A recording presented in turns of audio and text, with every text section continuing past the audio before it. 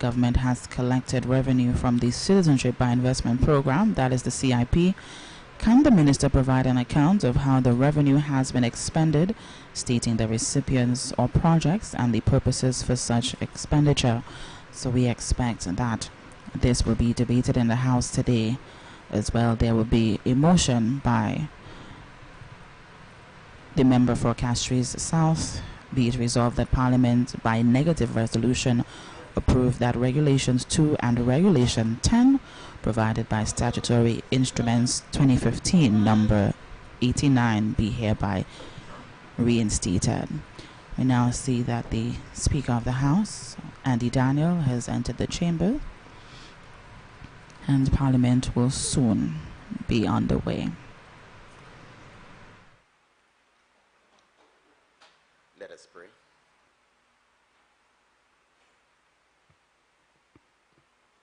Let us pray. In the name of God, the Father, Son, and Holy Spirit. Amen. O God of grace, God of mercy, this blessed day, Lord, we give you thanks and praise for your goodness, your mercies upon our lives. We thank you, God, as people, for all the favors that you have given to us, the blessings that you have showered upon our nation. We thank you, God, especially Hurricane Dorian, that you diverted from us. We are so grateful to you, God. It is nothing that we did that to God we deserve, but just by your grace. So this blessed day, Lord, as your people, we give you thanks for all your goodness, your hands that is upon our nation. We pray committing this morning's proceedings, O God, into your hands. We lift before you our speaker, O God.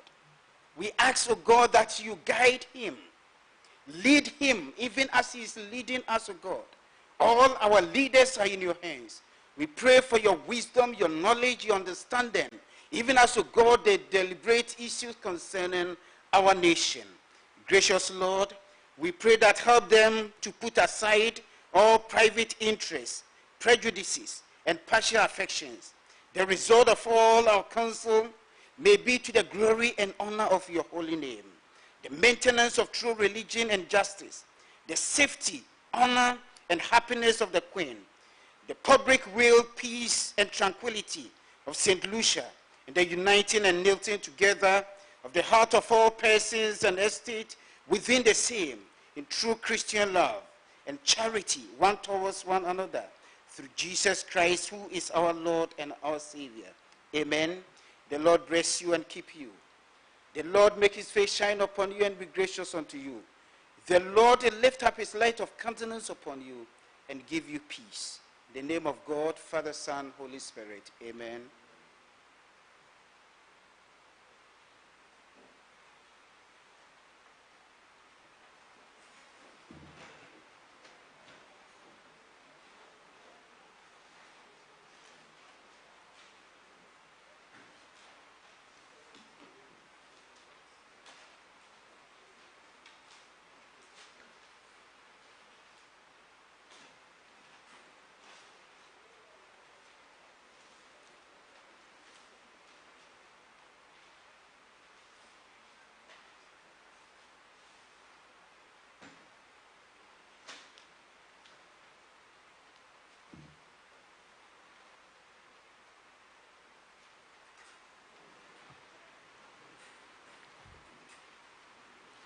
Honorable members, good morning. I know, honorable members, you will join me in expressing our condolences, sympathies, expression of sadness to our colleagues and brothers and citizens of Bahamas, having gone through the devastation caused by Hurricane Dorian. If you know any member of the Parliament of Bahamas personally, I do hope that brothers and sisters of Bahamas, we will express to the parliamentarians across in Bahamas our deepest thoughts and wish them a speedy recovery.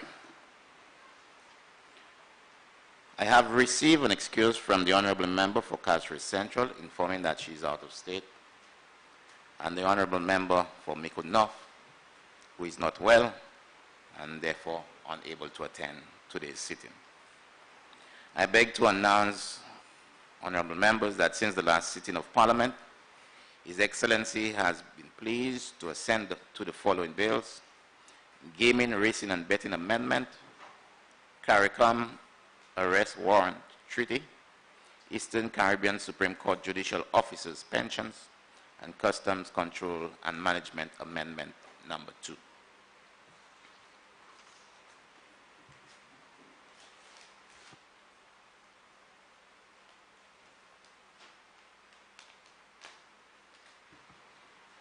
Statements by ministers. Honorable Prime Minister. Thank you very much, Mr. Speaker. I certainly hope that I can beg the indulgence of members of the House to allow me to make a brief statement as it pertains to the situation in the Bahamas and also with regards to climate change. Unfortunately, I do not have a prepared document, but if the Leader of the Opposition is minded, after I make the presentation, I would be very happy to put it to written form.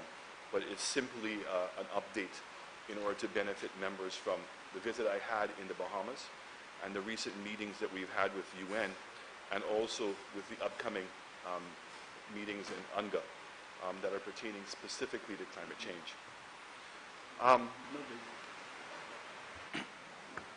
No objection. Thank you very much, Mr. Speaker, and thank you very much, Leader of the Opposition. The visit to Bahamas was, from a humanitarian perspective, pretty catastrophic, and certainly from a learning experience, was invaluable. The situation on the ground in Abaco, as well as in Grand Bahama, have been, for most part, very well documented visually. But I would have to say to you, Mr. Speaker, that there are a lot of elements to what transpired. A lot of elements as to what had transpired that would not be so obvious to everyone who was looking at it from TV and depending on the reports that are coming out.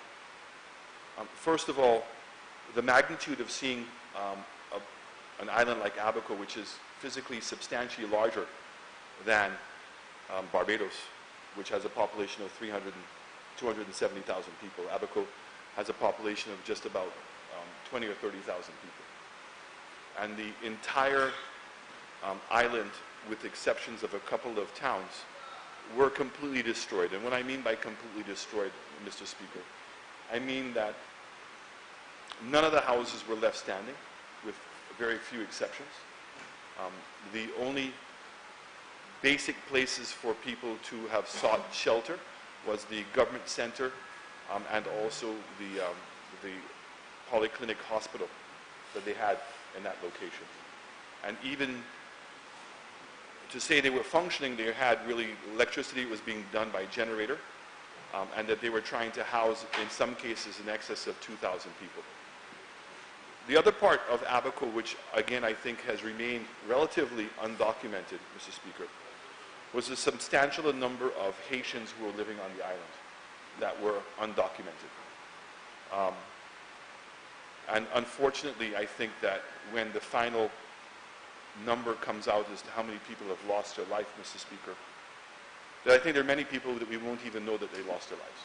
Because without finding their body, and even in some cases finding their body, they will not be able to identify them. So strictly would be just a number of fatalities. The situation on Grand Bahama, certainly the outlying villages suffered the same level of devastation as Abaco. And let us not forget that the hurricane was a Category 5 hurricane, stayed over Abaco for 30 hours, and stayed over Grand Bahama for almost 37 to 40 hours. So it means you're having sustained winds of about 150 miles an hour with gusts up to 200 miles an hour.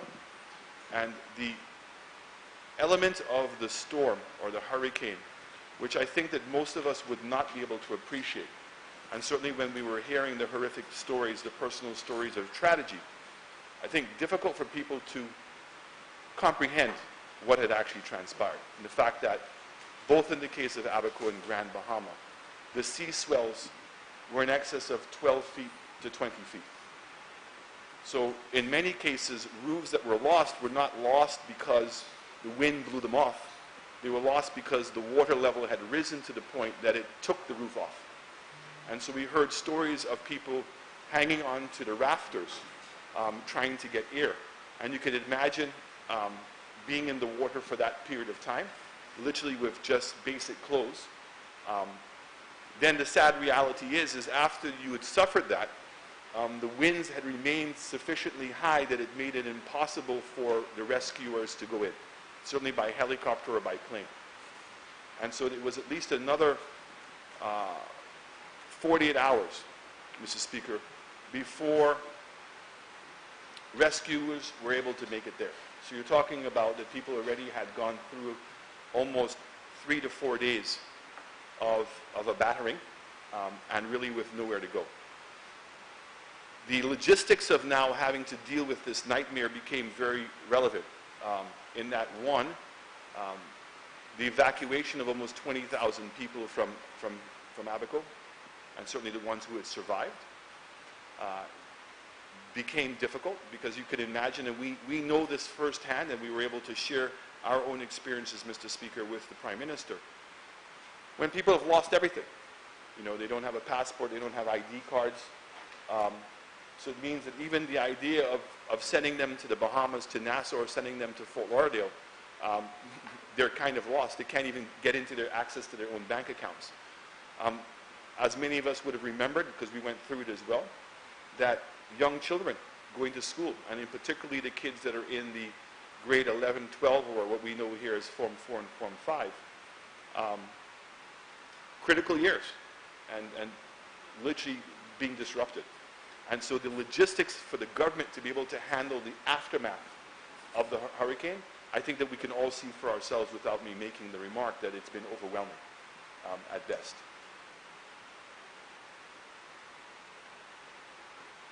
I think that CARICOM we met as an OECS, and we agreed that to logistically get supplies from this part of the world up to the Bahamas really didn't make sense given their proximity to Florida. And so getting them cash would be the best thing. And so we all agreed to contribute $100,000. And I think that Barbados put in $500,000. I know in the case of Trinidad and also of Jamaica, that in addition to some cash, they've also given them troops. In the case of St. Lucia and Dominica, that we are in the process of sending up nurses and doctors and policemen who actually speak Creole, because clearly there is a community up there that they're having difficulty in communicating with. The immediate lesson, I have to say, Mr. Speaker, and that's why I wanted to make the intervention this morning, and I'm very grateful to the Leader of the Opposition to allow me to do so, is I think that we have to be honest with ourselves in that the preparations that we have for hurricanes, or the process that we're going through, predominantly is concentrated on the pre-hurricane period. And I'm not so sure, well, I am sure, that we're actually taking into consideration the level of catastrophe that we've seen now in Dominica, in the BVI, and in the U.S. Virgin Islands. And the aftermath of these events, and the capacity of our country to be able to facilitate it. So something as simple as moving towards an e-government and having our administrative processes in the cloud, now you can actually start seeing the benefit of that. So in fact, if we had to migrate people to Martinique as an example, or migrate people to Barbados, that the government would still be able to function in those territories, because we would still have access to everybody's information. So getting people documented, which would be a critical first step in making them move on, is something we have to take very seriously, and to try to move even more expeditiously in order to be able to make that happen. The ability of saying, okay, if a village has to be migrated, where are we going to send all the people to? How are we going to accommodate all these people? And how we're going to get them back to some level of normalcy as quickly as possible. And the other thing that the Bahamas is facing is you're talking about 70,000 people who no longer have an income because their workplace was on those islands. So what happens in the interim period while those countries are being recovered? How do we deal with those individual people? So the need now, Mr. Speaker, to always have a reserve of funds available to be able to support that kind of eventuality is critical. Because one thing that we're really seeing continuously is, I say this without hesitation, is a lack of real genuine empathy by the development agencies. We're seeing immediate rescuing from an emergency perspective, but the ability to assist us in moving on has been lacking. And this is really the second part of my report to Parliament, is that following the Bahamas, I was invited, along with the Prime Minister of Barbados, to attend an UNCTAD conference to deal with SIDS and particularly climate change and the impact that they're having on trade. And we were also able to meet with the head of the WTO. And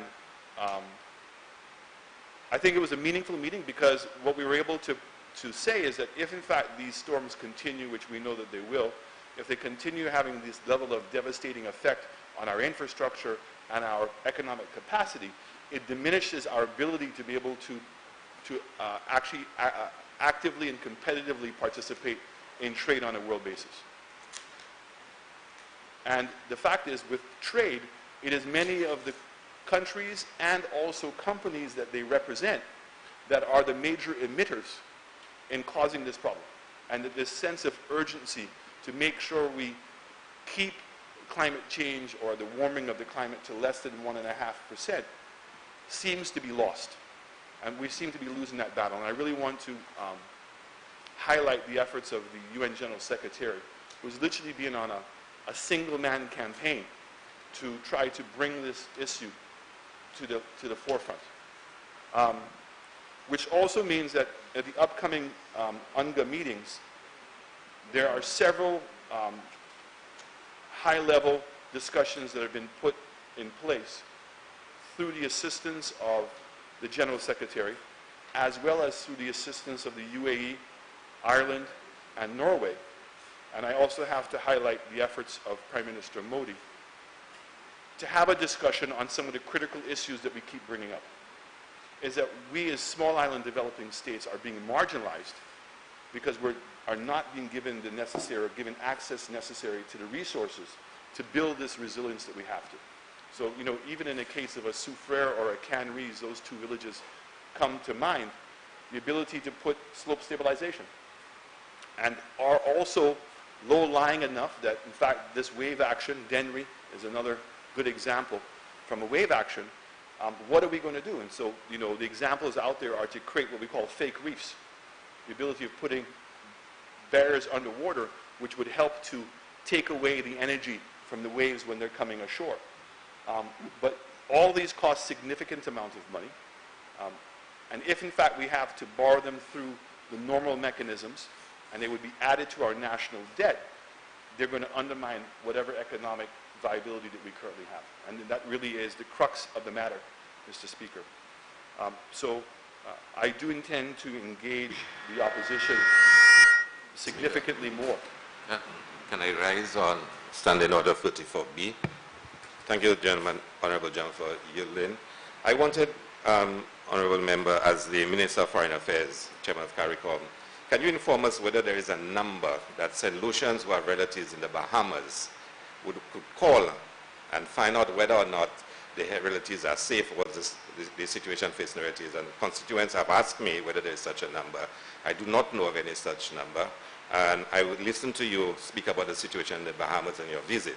And I was hoping, and I had my pen ready to take note of a number if one exists, and whether the Ministry of Foreign Affairs had issued such a number, or if our relatives in the Bahamas want to contact relatives in St. Lucia. So before you end, can you inform us whether such a number exists, and if not, when will such be advertised? Thank you very much. Thank you very much, Mr. Speaker. Efforts have been made to make that happen. But as I indicated previously, the government of Bahamas has been struggling to even account of their own. And when I say to you that there has been chaos, there is chaos. People are literally going on boats from Abaco and going to Nassau. And even when they get there, it was only late in the day that the government of the Bahamas actually set up a stadium. So the registration of those people has been impossible. The entity that has been tasked with exactly what the member from Castries South has indicated has been SEDEMA. In fact, SEDEMA, is our established go-to agency in these types of circumstances, have been trying to facilitate our registration of a database. But I take his point, and I will certainly look into it, and hopefully before the end of the day, we can come up with a route that people can go to. But currently, right now, the best place to contact would be the Ministry of Foreign Affairs. And they are in touch with SEDEMA, or they can contact their NEMO office here, who is in contact with SEDEMA. But I will get a specific point that they can go to. But I can assure him that that was one of the things that came up very early in the day. But even when I was on Abaco, people were making arbitrary decisions on the ground. Because, as I said, you're talking about people who had already been out of home and out of shelter and out of food for 4 days. And so by the 5th day is when these boats were coming in, and people were literally just lining up. There's no Wi-Fi, no electricity, and people were just acting on a humanitarian basis. And it's for that reason that I have said, Mr. Speaker, that we now need to put more measures in place to deal with the aftermath of these storms. Right? So the ability to get people registered and know where they are and where they're moving to is critical. And that is, and it's a point that I wanted to make today, that we still have a tremendous amount of work to do in light of climate change.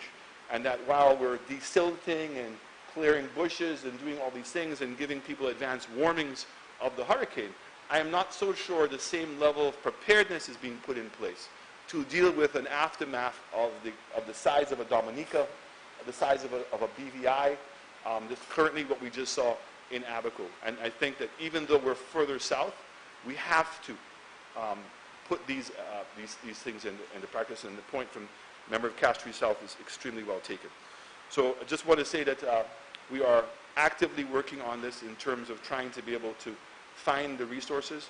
The last thing I'm going to say on this, Mr. Speaker, is that for the last 2 years, we have been attempting to get the OECD, the Organization of Economic Cooperation and Development, to reclassify the small island developing states specifically using a vulnerable index rather than per capita GDP.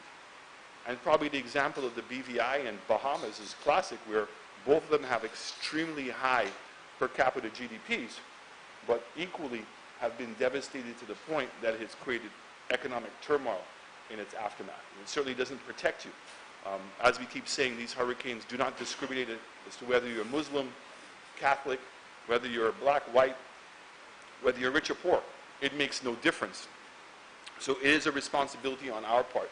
And I just wanted to assure members of the House that in the upcoming weeks, we actually had a discussion in Cabinet yesterday about looking at the leadership at NEMO and how we could now make sure that we're better prepared for the aftermath of these hurricanes. I thank you, Mr. Speaker.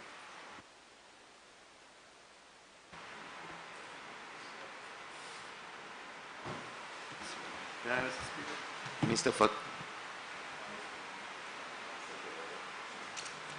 Just a minor point of order, Mr. Speaker. Mr. Speaker, I know this is becoming a habit that oral statements have been delivered in the House, and we don't get the written statement. Is there a change in procedure? Because technically, the Prime Minister should have circulated his statement to the members. So advise, please, what really is the procedure?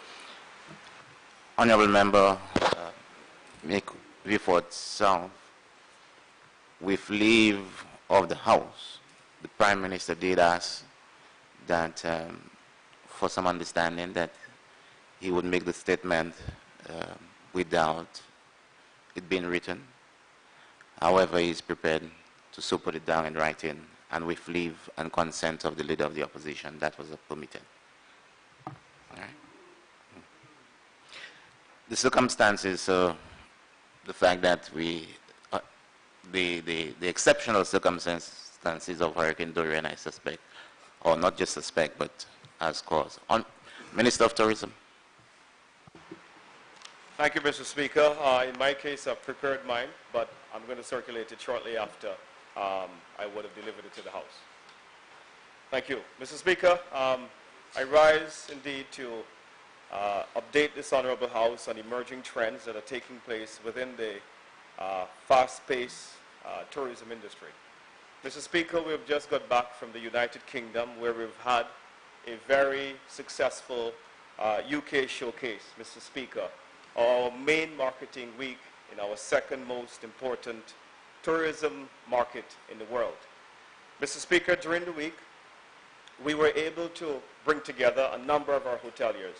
Over 20 local hoteliers had face-to-face engagements, Mr. Speaker, with the most influential and the top-producing tour operators, travel agency consortiums,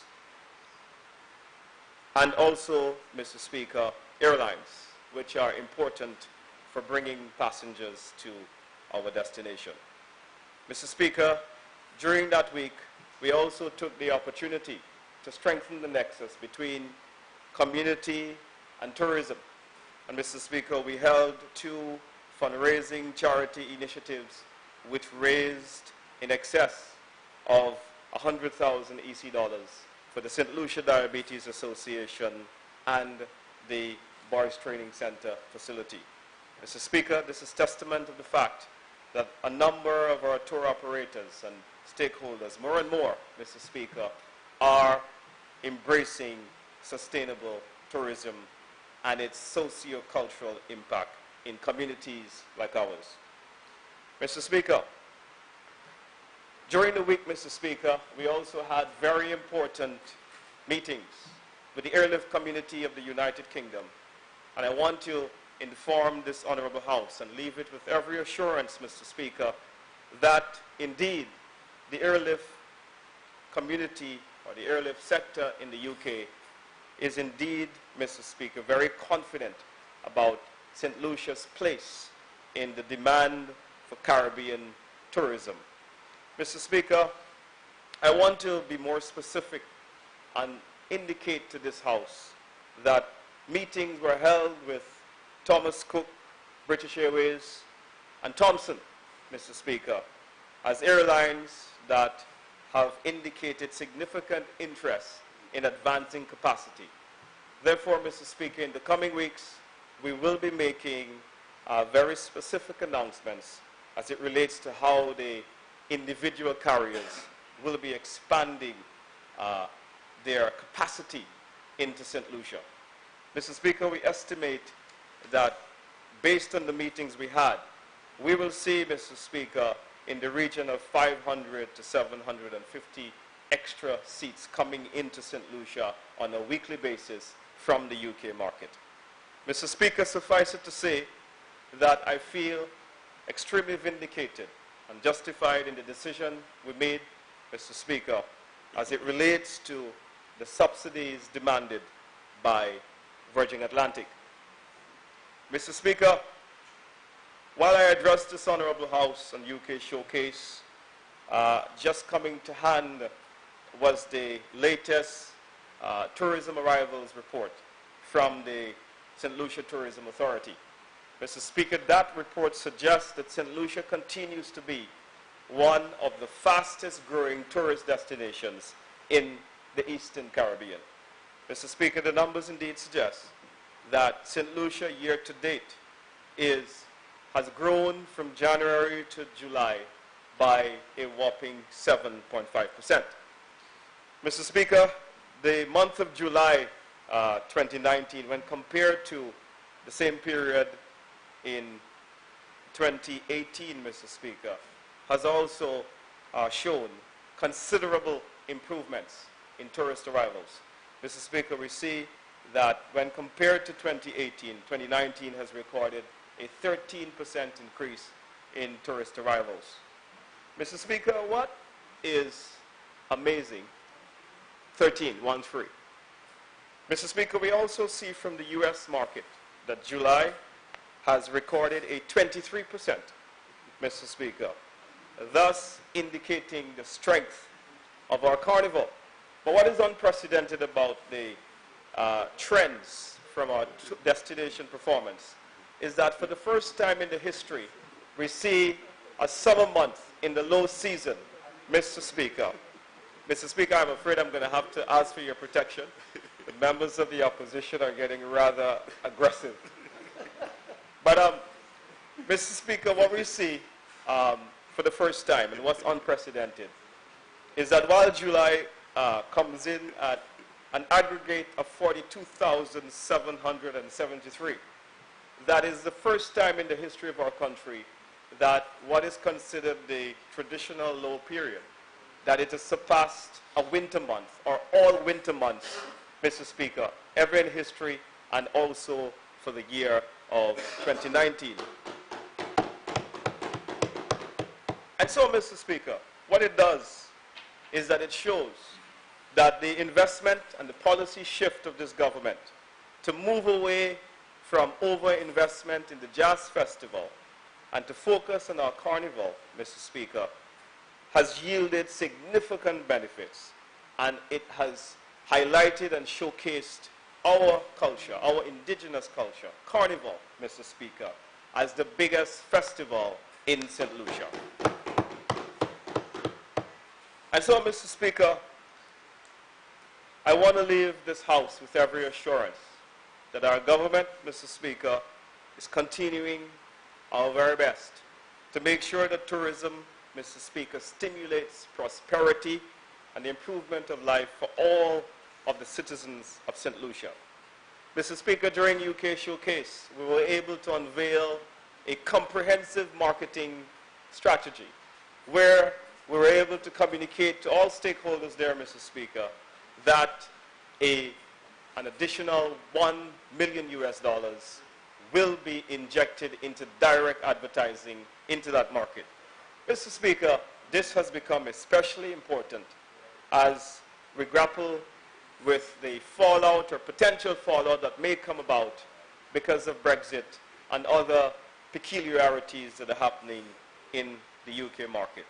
And so, Mr. Speaker, I leave this House with the best assurance that the future is indeed bright, Mr. Speaker, for this industry as we continue, Mr. Speaker, to drive demand, restructure our marketing, and to generate more improvement in the revenue yields for the people of St. Lucia. I thank you very much.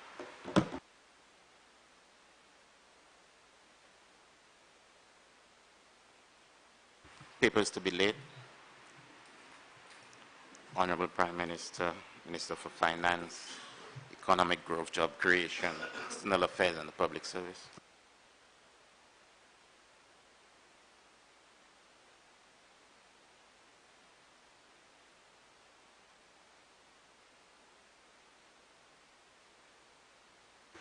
Speaker, I beg to lay the following instruments in my name. Statutory Instrument Number 111 of 2019, Fiscal Incentives, Nat Rapure Water Company Limited, Amendment Order. Statutory Instrument Number 113 of 2019, Insurance Appeals Tribunal Regulations. Statutory Instrument Number 115 of 2019, Banking First Caribbean International Finance Corporation, Leeward and Windward Limited, and First Caribbean International Bank, Barbados Limited Banking Business Vesting Order. Statutory Instrument Number 117 of 2019, Excise Tax Amendment of Schedule 1, Number 12 Order. Statutory Instrument Number 120 of 2019, Fiscal Incentives, Lumberpro Mills Limited, Order. Statutory Instrument Number 122 of 2019, Resolution of Parliament to authorize the making of an order for the 2015 supplement of the revised edition of the laws. Statutory Instrument Number 123 of 2019, Finance Administration Act, Resolution of Parliament authorizing the Minister of Finance to purchase shares with monies from the Consolidated Fund. Statutory Instrument Number 124 of 2019, Finance Administration Act, Resolution of Parliament authorizing the Minister for Finance to guarantee borrowing by the St. Lucia Air and Seaports Authority from a syndicated banks led by the Bank of St. Lucia Limited to finance the Hunori International Airport Redevelopment Project. Honorable Minister for Tourism, Information, Broadcasting, Culture and Creative Industries. Thank you very much, Mr. Speaker. I rise to lay the following papers standing in my name. Mr. Speaker, statutory instrument number 112 of 2019, Tourism Incentives, Carib Investment Capital Limited order. Statutory instrument number 118 of 2019, Tourism Stimulus and Investment, Eastwinds Resort Limited order.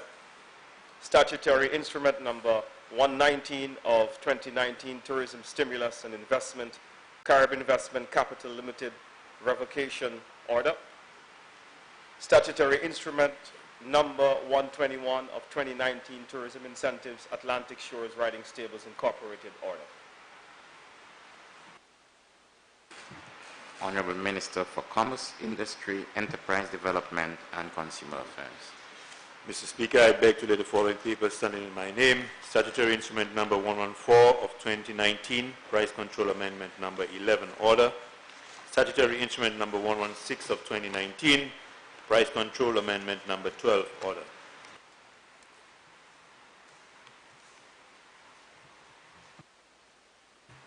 Questions? Honorable Member for Castries South. Thank you very much, Mr. Speaker. Mr. Speaker, question 1. Honorable Prime Minister.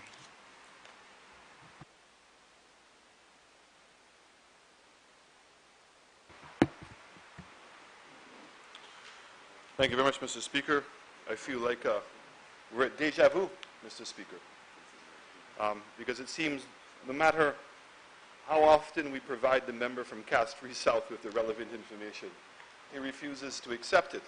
But I'll make one more attempt, Mr. Speaker, in terms of informing the member from Castries South of his inquiries. In CIP revenue programmed in 2015-2016, he ought to know this one extremely well, Mr. Speaker. The members on the other side made an estimate and approved in their budget of 2015-2016 that they would have collected $12 million from CIP revenues. And by the end of that period, they collected zero. So there was nothing to report. Honorable Member, allow the Prime Minister to answer the question. Then in the CIP revenue program for 2016 and 2017, and that's why I'm fascinated by what we're going through, Mr. Speaker, because the same model that they had is the same model that we've implemented and maintained. But anyway, Mr. Speaker, I'll let the facts speak for themselves. So in 2016 and 2017, Mr. Speaker, when they prepared their budget, they indicated that they would have collected approximately $24 million for CIP revenues. And they intended, and this is the interesting part, that they intended to spend it in the following way. So these were already in the appropriations bill, the same way that we've put them in. So to suggest he doesn't know where they are and doesn't know how to find them, it's just, Mr. Speaker, I have no idea. I don't know what to call it. They indicated that they would have spent $3 million on land acquisition. They would have spent $6.293 million on the new National Hospital. They would have spent new hospital commissioning, $3.5 million. They had allocated for furniture and equipment in the new National Hospital, $1.2 million. The St. Jude's Hospital reconstruction, $3 million. And tourism, marketing, and promotion, they had allocated $7 million, which comes up to the $24 million.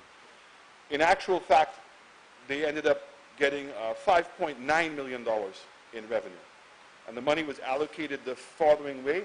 The new hospital got the full $5.935 million, which was still about $1 million short, $300,000 short of what that allocation was.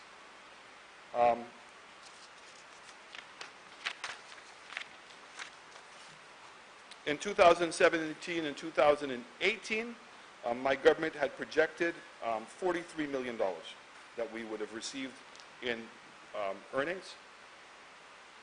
And we had allocated it in the following way. The National Incentive to Create Employment, NICE, was to receive $4.1 million. The commissioning of the Babonneau Fire Station was to receive $1.9 million. Capital Contingency Fund of $5 million. Reconstruction and rehabilitation of the secondary and tertiary roads was $2 million. Banana Productivity Improvement Project, $4 million. Tourism Marketing Promotion, $10 million. Land Acquisition, $12 million. And Basic Education Enhancement Project, $2 million. And St. Jude's Hospital Reconstruction, $2 million. The amounts that we received was $24 million, and it went in the following places. The National Initiative to Create Employment, NICE, got $54,000. The commissioning of the Babonneau Fire Station got $950,000. The reconstruction and rehabilitation of secondary and tertiary roads got almost $2 million. The Banana Productivity Improvement Project got $89,000. The Tourism Marketing Program got $10 million. Land Acquisition got $9.6 million. And the new National Hospital Commissioning, $522,000, which came to a total of $24,128,000. The actual number of receipts that we received was $27 million. It meant that we had a balance of about $3.7 million that carried over for the following year. For 2018 and 2019, we projected that we would have received $29 million, and it was allocated in the following manner. Shared Services Platform National Vital Records Management System, $4 million. Communications Equipment Digital Radio System for the police and fire departments, $2.6 million. Land Acquisition, $9.1 million. New Hospital, New National Hospital, $3 million. St. Jude's Hospital Reconstruction, $3.2 million. Tourism Marketing Promotion, $7 million. We ended up spending $9.1 million on the land acquisition, $2.9 million on the new National Hospital, $2.6 million on the St. Jude's Hospital Reconstruction, and $7 million on marketing promotion. In terms of, that comes to a total of $27 million. We ended up doing debt servicing, principal repayment was $26.28 million, and on the range settlement was $14.1 million. So the total amount of monies that we spent was $67,426,000. And so the citizenship by investment fees that were approved were $29 million, but we ended up actually earning $67 million. And we had an unspent balance of $125,000.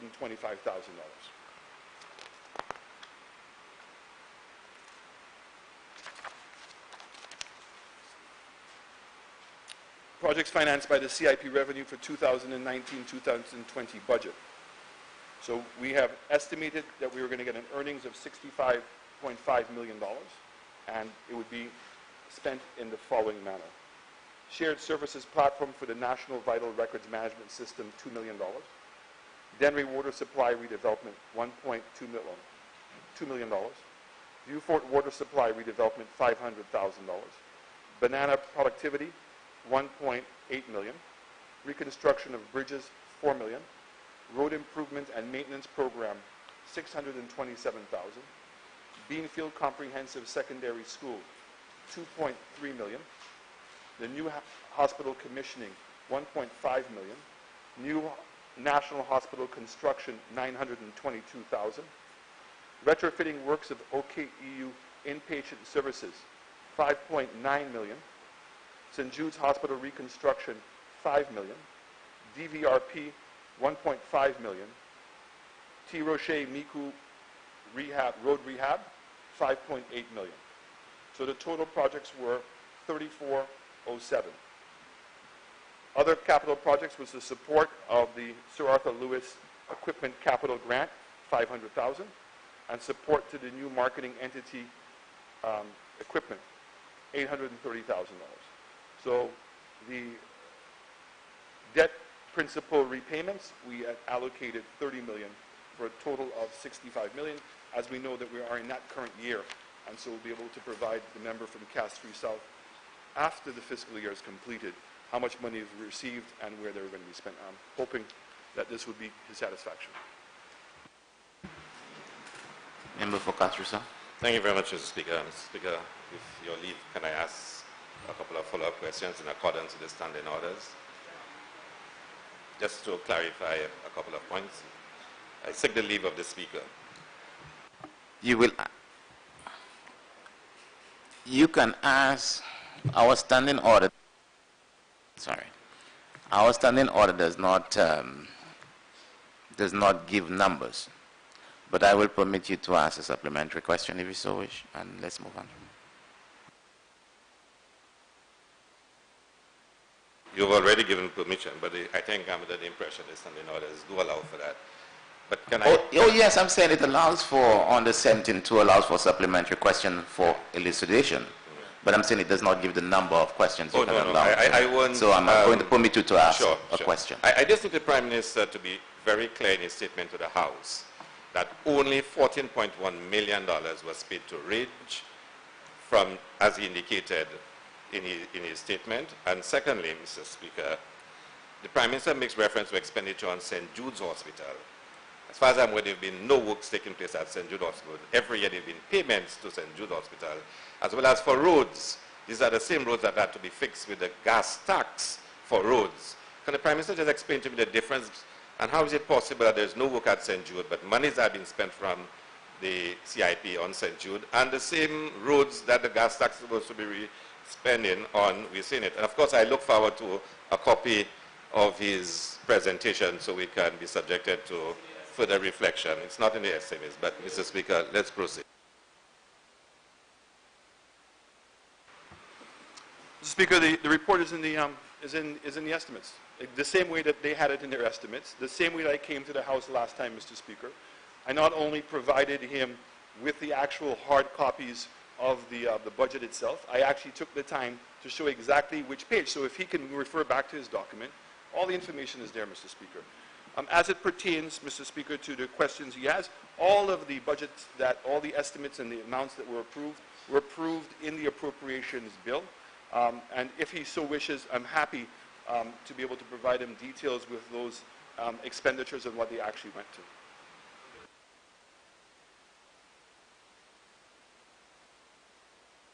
Mr. Speaker, it's not rhetorical. I need the Prime Minister to confirm to this House that only $14.1 million was paid to Ridge as a settlement under the CIP. Mr. President, I think that the information is self-explanatory.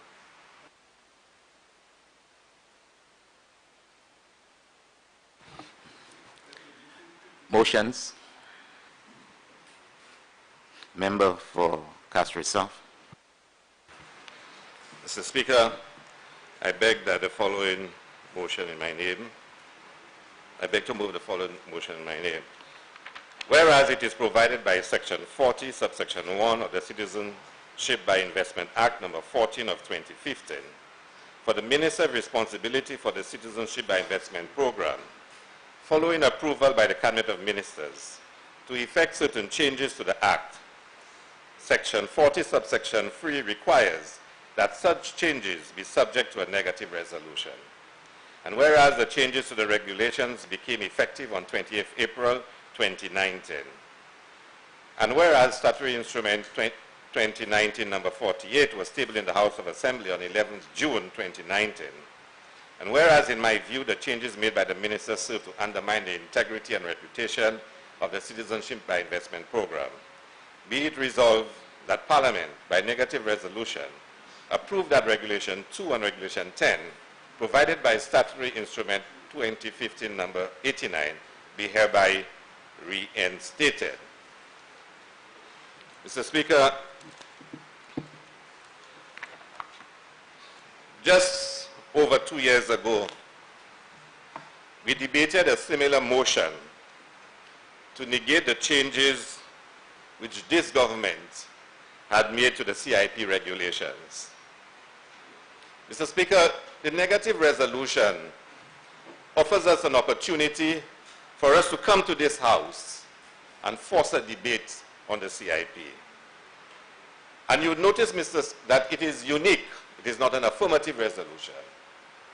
And the former Prime Minister was very deliberate in ensuring that the legislation on the CIP would allow for changes to the regulation to be done through a negative resolution. It's not usual, Mr. Speaker, but it was done deliberately, Mr. Speaker.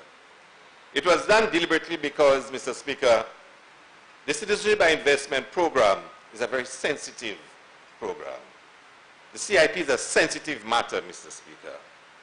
And that recognition by the former Prime Minister was also reflected in the way in which the CIP was designed under the previous administration, Mr. Speaker. Mr. Speaker, the CIP was launched in January 2016. January 2016. The first applications were received in around March, April 2016. Elections were in June 2016. It did not have a chance, Mr. Speaker, to take off, Mr. Speaker. And I want you to listen to me carefully, because the program was designed, Mr. Speaker, to be a rigid and robust program, Mr. Speaker. A rigid and robust program. It was designed to be an exclusive program, Mr. Speaker. Most importantly, Mr. Speaker, and members on the other side, some of them cannot understand that concept. It had to have comprehensive due diligence. Comprehensive due diligence. And most importantly, Mr. Speaker, parliamentary oversight.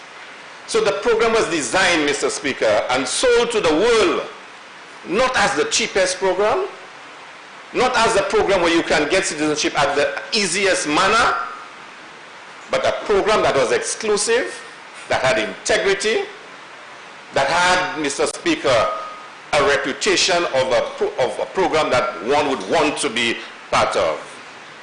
The present Prime Minister, Mr. Speaker, was a critic of the program under the St. Lucia Labour Party.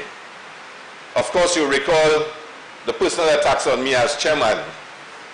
And, Mr. Speaker, I smile now at those attacks, Mr. Speaker, because the chicken is coming home, coming to roost, Mr. Speaker. And very shortly, Mr. Speaker, a lot will be said, Mr. Speaker. A lot will be said about all those attacks, Mr. Speaker. And I'm smiling, Mr. Speaker. But you would recall one of the arguments was, Mr. Speaker, that I was chairman and I was a political aspirant. And a chairman of a major corporation should not be somebody who intends to contest elections. But you know, the largest corporation in St. Lucia, Saturday Corporation, has a chairman who is actively campaigning all over my stomping ground, Mr. Speaker. And it is allowed. And a corporation where one of the councillors has sued the chairman, the mayor, for corruption. Somebody from his own party, one of his councillors has sued him. But you heard nothing. I think he's called your lordship, the mayor. Mr. Morris, I think. One of his councillors, a UWP councillor. Honourable member. So, Mr. Speaker, yeah, well done. Mr. Speaker, the Prime Minister in all of that said he was going to reform the CIP and make it the wonder of the universe. That he was an expert on CIP, and he was going to take this CIP that the Labour Party designed and implemented, which had not really taken off. It was in its very early stages. And he was going to make it the feature of the CIP industry. And on January the 5th, Mr. Speaker, 2017, the government announced changes to the regulations. Announced changes to the regulations. And we stood in this House and we said to the Prime Minister, do not make those changes. You are going to destroy St. Lucia's reputation, and you are going to destroy the standing of the CIP. There were 3 fundamental provisions which were removed over the course of months, Mr. Speaker. We had a high net worth requirement, Mr. Speaker, for you to be become a citizen of St. Lucia. That was removed. We said we were limiting by law no more than 500 citizens. That was removed. And we ensured the donation level was high enough that only people of a certain standing, a certain financial capacity can become citizens of St. Lucia through the program. In a sense, we were ring-fencing the threat to our security and preserving our image. But according to the philosophy of this government, our integrity, our reputation, our security is determined by our credit rating. And it was pronounced by our Prime Minister in a global forum that it is not patrimony that really matters, but your credit rating. But once that announcement had been made and those changes were made to the CIP, what we witnessed was a wanton abandonment of caution and regard for the image of our country. Let me tell you, Mr. Speaker, what happened in the citizenship and investment industry out there after St. Lucia made those changes. All of a sudden, what was seen as a gold standard program, it started to be seen, and remember, Mr. Speaker, I'm saying to you, it was designed, it was marketed, and it was promoted. And interest was already buzzing about St. Lucia. But hey, what happened instead, Mr. Speaker? Hey, Mr. Speaker, the irritant has started. But Mr. Speaker, the first thing that was said about St. Lucia, all of a sudden, was that St. Lucia is no longer an exclusive program. It is not exclusive. It's no longer a discriminating program. By saying to the world we were only accepting $500 a year at a minimum net worth of $3 million and a high donation level, we were saying we wanted the very best of persons who wanted economic citizenship. We were seen as a cheap option. In fact, the Prime Minister boasted that we now as cheap as Dominica. So you want to excite people to become citizens of your country, but you've reduced the level at which they can qualify, and you boast to the world, St. Lucia is now the cheapest. Come to St. Lucia. And somehow or the other, it is believed that that would work. Persons were saying that all St. Lucia cares about now is making money out of the program. And there's less emphasis on attracting worthy individuals to St. Lucia. And what was most telling and repeated often in the industry was that when St. Lucia removed the requirement that you had to have a minimum net worth of $3 million US, when that was removed, Mr. Speaker, and to add to it, you didn't have to provide supporting documents, Mr. Speaker, to show that you had at least $3 million net worth. Persons started to watch the program with suspicion and started to wonder, Mr. Speaker. And then the perception continued that St. Lucia was easy to get through, very easy to get through. That was the perception that was created, that St. Lucia had now gone to the bottom of the barrel. And then persons heard in this house and in the wider public as people asking for accountability in the CIP program. And today, for the first time, we got a detailed statement of how CIP monies were spent. The law says, Mr. Speaker, the law says. Point of order, section 33. Section what? The member. Hold on. Honorable members, Mr. Prime Minister, Member 4, you're standing on the point of order. Mr. Speaker, the member on the opposite side, okay, is trying to convey to people wrong information. Again, we have debated this point, that the information has been in the appropriations bill and part of our budget process, clear for everyone to see, and I'm asking him again, Mr. Speaker, to please withdraw that statement, because we have proven him continuously to be wrong on that point. I have again shown it again today, and when he receives the report, each page of the budget on where the amounts are fully there for him to see. In fact, it was a process that was started by themselves, Mr. Speaker. Honourable Member Castro South, the Prime Minister is indicating that your statement is wrong. Mr. Speaker. That he has provided, even before you ask the question, the details of the expenditure of CIP. Now, I do not want to interrupt you, but let me say one more thing. Remember the motion that you've brought, because I'm listening to you, but you've not gotten to your motion yet. So I'm allowing you to continue, but you're just taking into consideration what the Prime Minister said and what I've just said. You may proceed, sir. Mr. Speaker, if you had spoken for a couple more seconds, I would have quoted the legislation for the Prime Minister. And I will repeat my statement. The legislation requires the Minister to come to the House, indicating how much money he would earn, how the monies have been spent, and to seek the approval of the House in a direct way, Mr. Speaker. Can you quote one sitting of this House where the Prime Minister had come to seek the approval of the House for monies for the CIP? He is claiming, Mr. Speaker, that it was always in the budget. But, Mr. Speaker, let me move on. I will not get distracted. We will deal with this issue in a subsequent setting, Mr. Speaker. Mr. Prime Minister. Mr. Speaker, on a point of order, Mr. Speaker, an elucidation. I mean, Mr. Speaker, he himself now is saying that it was in the budget. There's an appropriations bill. We come to the House to debate a bill. There are several occasions in which the member can question at any time what is in the appropriations bill. We sit here at a sub-finance committee meeting. We go through the budget line by line. He has an opportunity. During the budget debate itself, he has an opportunity to seek clarification. I showed where, in fact, the amount that was going to be spent was there in the budget. I also showed him that on each page of the appropriations bill where the money was going to be spent.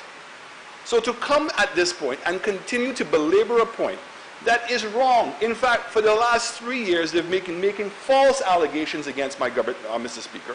And I'm insistent that, Mr. Speaker, that he withdraw that statement because it is wrong and it's intended to mislead the members of this House.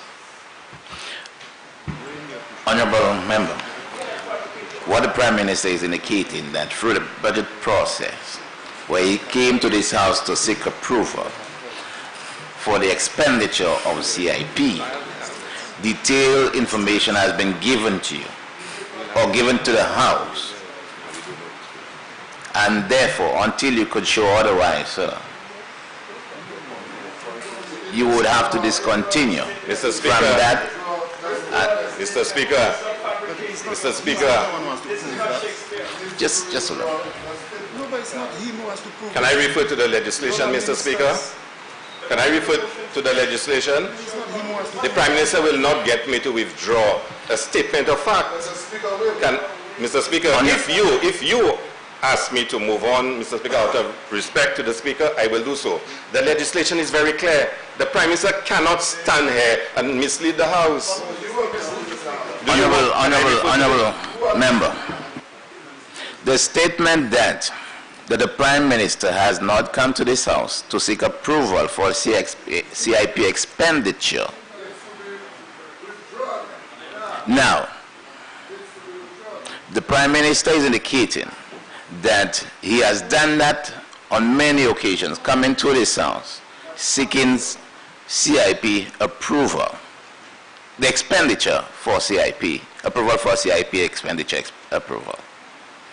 That's what he is saying he has done. And he has outlined the processes by which he has done that. Okay? Now, what you're saying is that the Prime Minister has not done that. Are you still insisting that is the case, sir? Based on all what he has said that I am insisting that he has not done so in accordance with the Act. And I am prepared to read to you the clauses in the Act that said, I will even tell you in the previous sitting what he said, why he had not done it. And then I want him to tell me which sittings of this House that he followed the legislation and came to this House and got the approval. Mr. Speaker, I want to move on, but I can cite to you the appropriate clause in the legislation, Mr. Speaker. This is a parliament, Mr. Speaker. I can read it to you if you want me to. Do you want me to read it? No, let me see the act you're referring to.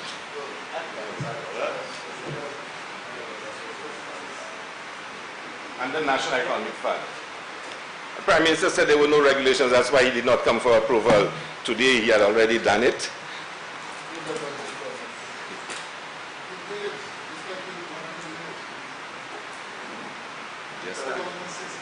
Just that. Tell me, was that ever done, Mr. Speaker?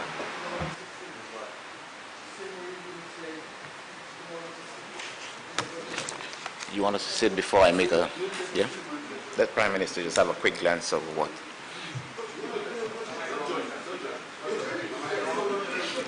You saw.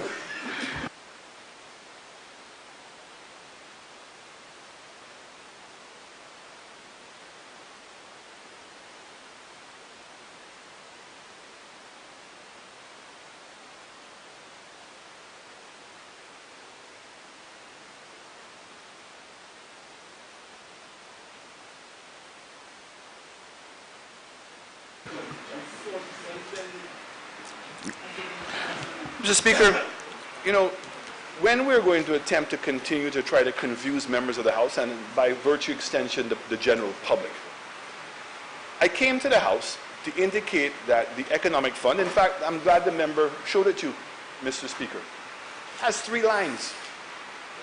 And so therefore the ability to physically open up an economic fund, an account called the Economic Fund, was impossible given the state of the legislation. But indicated that my government would, when it received the monies from CIP, put them into the accountant general to the consolidated fund. And that we would follow the normal practice that any expenditure of that money would be part of the appropriations bill. Even to suggest what my good learned colleague, my very good friend, the leader of the opposition indicated, that we have to spend the money, we have to come and seek permission before. That's exactly what we have done. So, Mr. Speaker, even when I read to you that in 2015 and 16, what did the members on the opposite side do? They came and they had it in the appropriations bill, broken out in terms of where they expected to spend money. They did it in 2015, 2016. They again did it in 2016 and 2017. I don't recall, Mr. Speaker, at any point when we were in the House, I don't know members who were in the House at the time can recall, that they came to the House and had a specific motion on it. It was part, and it's part of the appropriations bill. That's fine. And therefore, Mr. Okay, Speaker, Mr. Prime Minister, have you gotten back your document? read it. Read it. Read the 3 lines that you had for Economic Fund and tell people what you were planning on doing. Honorable members, Honorable Member Castro South, the Prime Minister is indicating that he has followed procedure as according to him established procedures by coming to the House, table the necessary expenditure under the appropriations bill, and then he's returned here on other occasions to indicate to the House where the money has been spent. Your argument is that CIP requires a separate procedure in coming to this House to lay the expenditure. So it seems like, to me, in my understanding here, that the two of you, you're operating under the Act and he's operating under the Appropriations Act. And both saying almost the same thing. But the Prime Minister has just indicated that he has done it in his own way. So when I say his own way, I'm referring to that he has come here using the Appropriation Act to bring the expenditure before the House. That's what he has indicated he has done. Right? So from now on, good sir, honorable members, from now on, you shall not continue to make this allegation against the Prime Minister that members, that he has not laid before Parliament the appropriate expenditure for CIP. You may proceed. Mr. Speaker, you may prevent me from saying it in this House, but I will say it in public. And I will not continue the debate to ask you what pages that have which heading. You know, in the estimates, they have heading loans, bonds, sources of fund. There's none that says CIP. But Mr. Speaker, let me continue. Mr. Speaker, in this honorable House, you've asked me not to say the Prime Minister did not come for approval. So let's proceed, Mr. Speaker. But I will say it out there in public, where I'm fully entitled to represent the people of Castries South and the people of St. Lucia. Then he shall proceed and sue me, Mr. Speaker. But Mr. Speaker, I will say it differently, Mr. Speaker, that no St. Lucian can ever quote any time there was a sitting in this House and they felt comfortable with the accounts given as to how CIP monies were used. It may have been given as claimed by the Prime Minister, but the people of St. Lucia, and if you ask them, Mr. Speaker, on a point of order, Mr. I was Speaker, prepared to accept your compromise on this situation, Mr. Speaker. But the member is insisting Mr. Speaker, is this a point of order? He is continuing to mislead the House. We have come, even what he just said, Mr. Speaker, Honorable Prime where he Minister. said that it was not in the budget. Honorable Prime Minister. Honorable Prime Minister. In your budget right there, Mr. Honorable Prime Minister. Page 75. The last statement by the Honorable Member of Castries South has not, in my mind, violated any standing orders. Just the last statement. You may proceed. Just the last one. So, Honorable Member, the day is young, Honorable Member. What survey I carried out? Mr. Speaker, I will also say, Mr. Speaker, because of those changes that were made,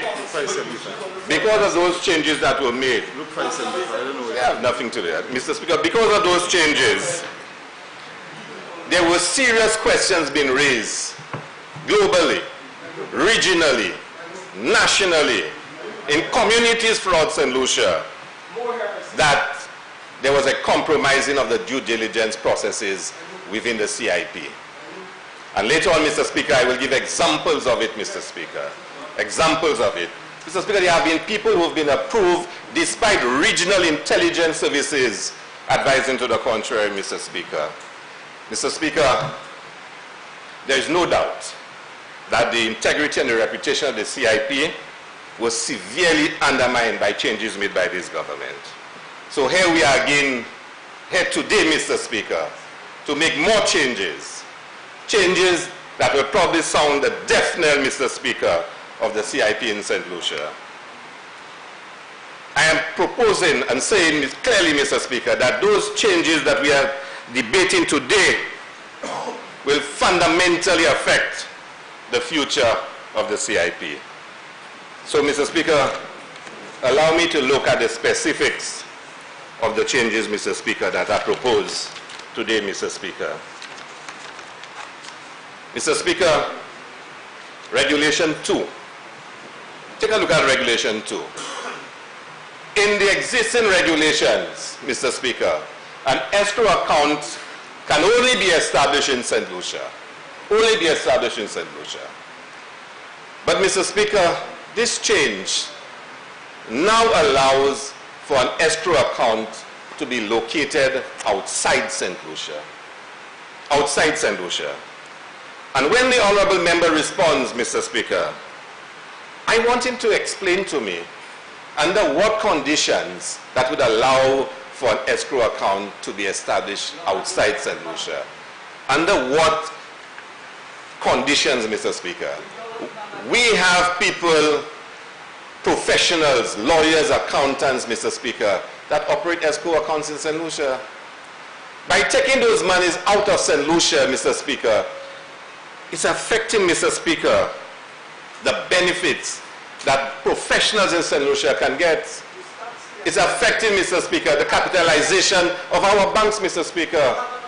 But by having those escrow accounts, no, you have one from the airport, Mr. Speaker.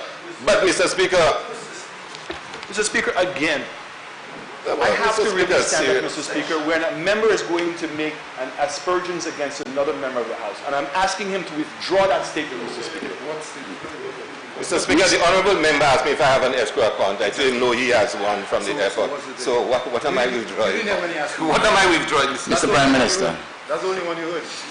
Be more specific, because you would have to tell me how the statement affects. Mr. Speaker, the member on the opposite side is suggesting and impugning impropriety against the member from Castries South, indicating that he has an account for the airport. This is a manifestation of which the members on the opposite side spent $1 million, and we're not Honourable members. If in fact we're going to hold each other to using words like liar, then we cannot have Honourable members. Honourable members.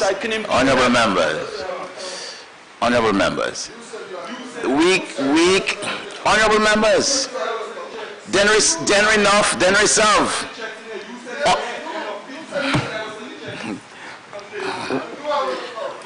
Honourable members.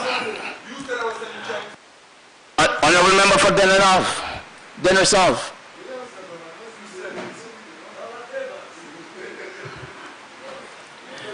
Honourable members, if we go into, I have always said in this house that I have no issue with member for, that I have no issue with the crosstalk.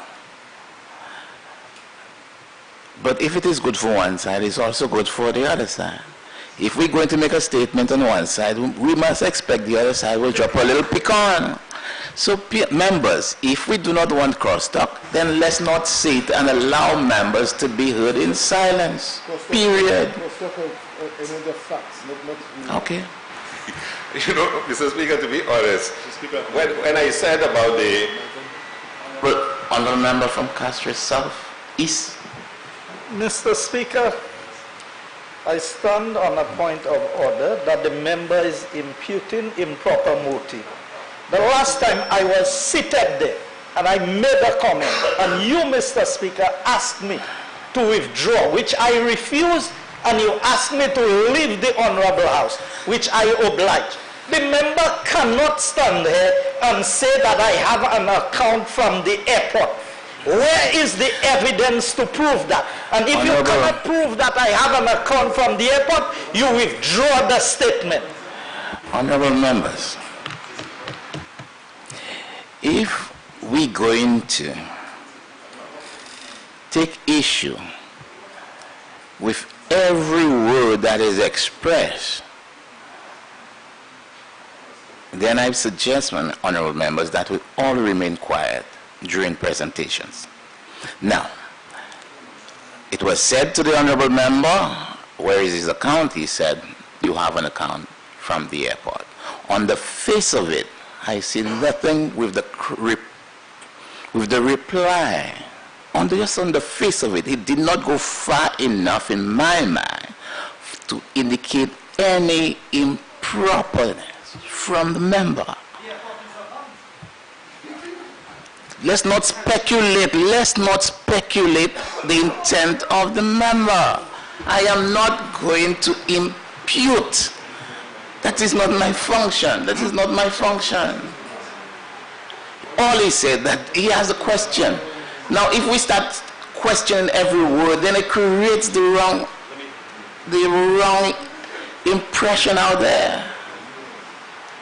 Because the last time when you made a statement, you referred to when I asked you to withdraw the statement. I did not want to put it on the record because I did not want to repeat what was said. I was seated, Mr. Speaker. The member is on his feet, and it goes down in the record that I have an account at the airport, Mr. Speaker. It goes down in the record if it is not withdrawn. So, honourable member for Castries South, let's not create any further issue. Let's not create any further issue because the impression is given is a wrong impression in my mind. Honourable member, for purposes of the record of Parliament, just withdraw that statement. Don't listen to me. No. Just for the purposes of the record of Parliament, that's the part which says that you have an account at the airport. Just that little piece. I didn't, Mr. Speaker, you know, anything you ask me to withdraw, I'll withdraw. But for a moment, I thought of the escrow for the Taiwanese loan that's been held over. Honorable member, but, you know, honorable member. Yes, Mr. Speaker. The part where you said, or you asked, do you have an account for the airport? Just that part. Mr. Speaker, I withdraw. Anything you ask honorable, me to withdraw, Mr. not Speaker. honorable. Madam Clerk, please ensure that statement be struck off from our accounts.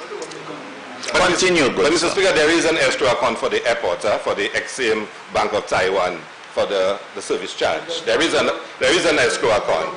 But, you know, you're very jittery. But leave it alone, Mr. Speaker. But, Mr. Speaker, so this government has to tell us, why is it they are allowing for this change for escrow accounts to be established outside St. Lucia? Why? Why not in St. Lucia? Why not bring all the benefits of an escrow account to St. Lucia for our professionals to benefit from it, for our banks to benefit from it? Why outside St. Lucia? And then, where you put in it, all escrows in St. Lucia, where are they held, Mr. Speaker? Why are you putting the monies beyond the control of our courts? Why are you putting the monies beyond the eyes of St. Lucians, Mr. Speaker? And then I recall, Mr. Speaker, that it was a provision of the DSA agreement that the escrow account must be located outside St. Lucia. It was one of the clauses that St. Lucians found totally unacceptable. How is it, how is it monies from the sale of our passports for real estate development in St. Lucia would be allowed to be established outside St. Lucia?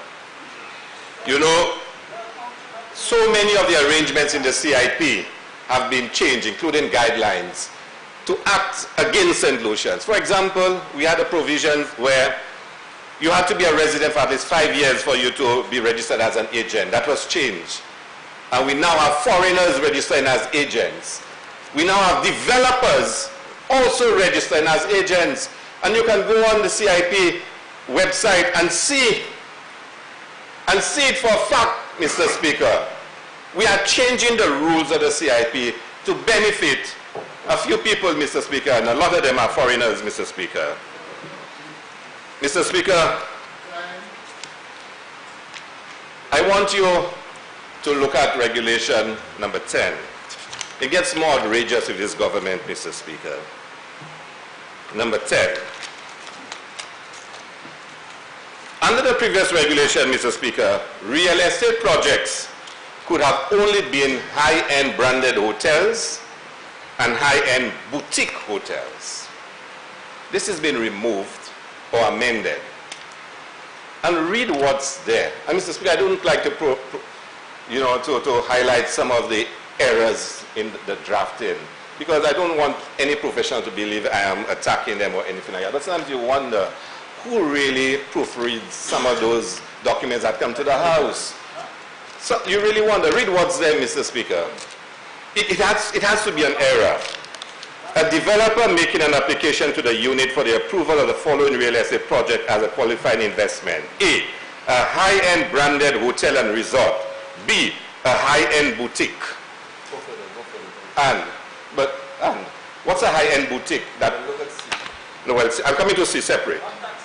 What's a high-end boutique that qualifies as a real estate investment? Because previously you had a high-end boutique hotel. It now has a high-end boutique.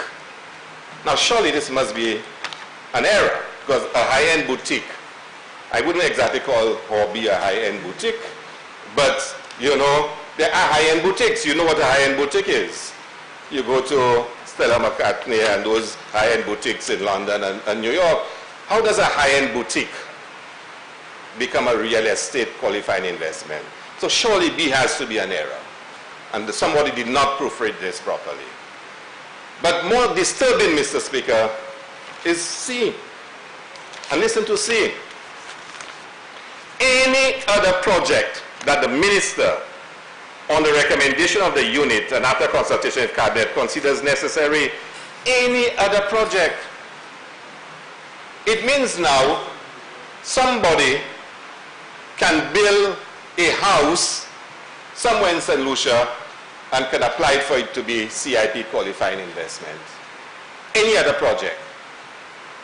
The purpose of being specific is to ensure that persons know there's a level playing field. Now, Mr. Speaker, the member from Castle South is continuing. And when I respond, Mr. Speaker, he gets thin skin. Please advise the member from Castle South is to not cause me to answer his taunts. Okay, so you know you are specific because persons know with certainty what it is that can qualify for real estate.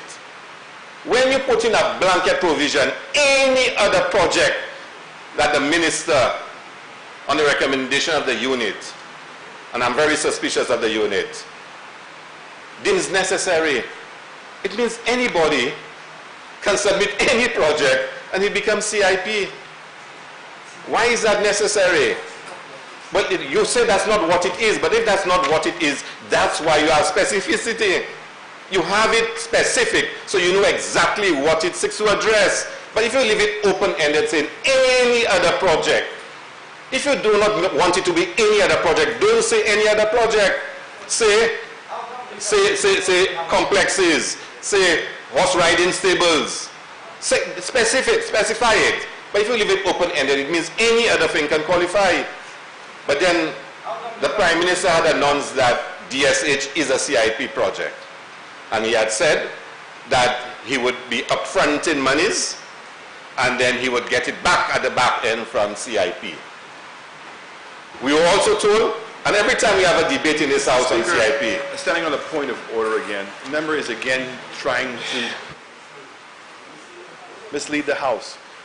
DSH, and we've repeatedly said that, is not an approved CIP project and has not even put in an application to be a CIP project. And so therefore, again, I would like him to please correct that statement. CIP is not a CIP, DSH is not a CIP approved project. Mr. Speaker, and if you allow me, I will play the television clipping where the Prime Minister said that the CIP, the DSH is a CIP project. If he's now telling us that he was wrong when he said that it's not now a CIP, I'll proceed. But Mr. Speaker, Honorable member, if you saw a news broadcast of one thing, that's one thing. Then you need to see that you saw. So the House is not misled to believe that what you're saying is something that is policy statement by the government. You understand? So I'm saying to you that he's saying that CIP is not an approved, DSH, sorry, is not an approved CIP project, and there has not even been an application. Mr. Speaker, so we in this House must take whatever is said right here in this House as the fact. Mr. Speaker, thank you very much. Thank you very much for the guidance. Like you told me, I must see that I saw it is an approved project, and I have not seen the document in the House. I heard it, but you've advised me it's not what I hear, it's what I see. Exactly. Thank you very much, Mr. Speaker. Thank you very much. But I will play the clip elsewhere, Mr. Speaker. So I'm wondering, if DSH is not approved, as the Prime Minister said, how could DSH have been approved? Because under the old regulations, it says 2. High-end branded resorts, high-end branded boutique hotels. So DSH could not be approved, no? So this now will allow for DSH to be approved. Is that what you're saying, Prime Minister? Because DSH could not have been approved under the previous provisions. It could not have been approved, and I didn't see that I saw it, but I heard it. So obviously, is this being done to facilitate? Speaker, on a point of order. Mr. Speaker, this is becoming... The member again is trying to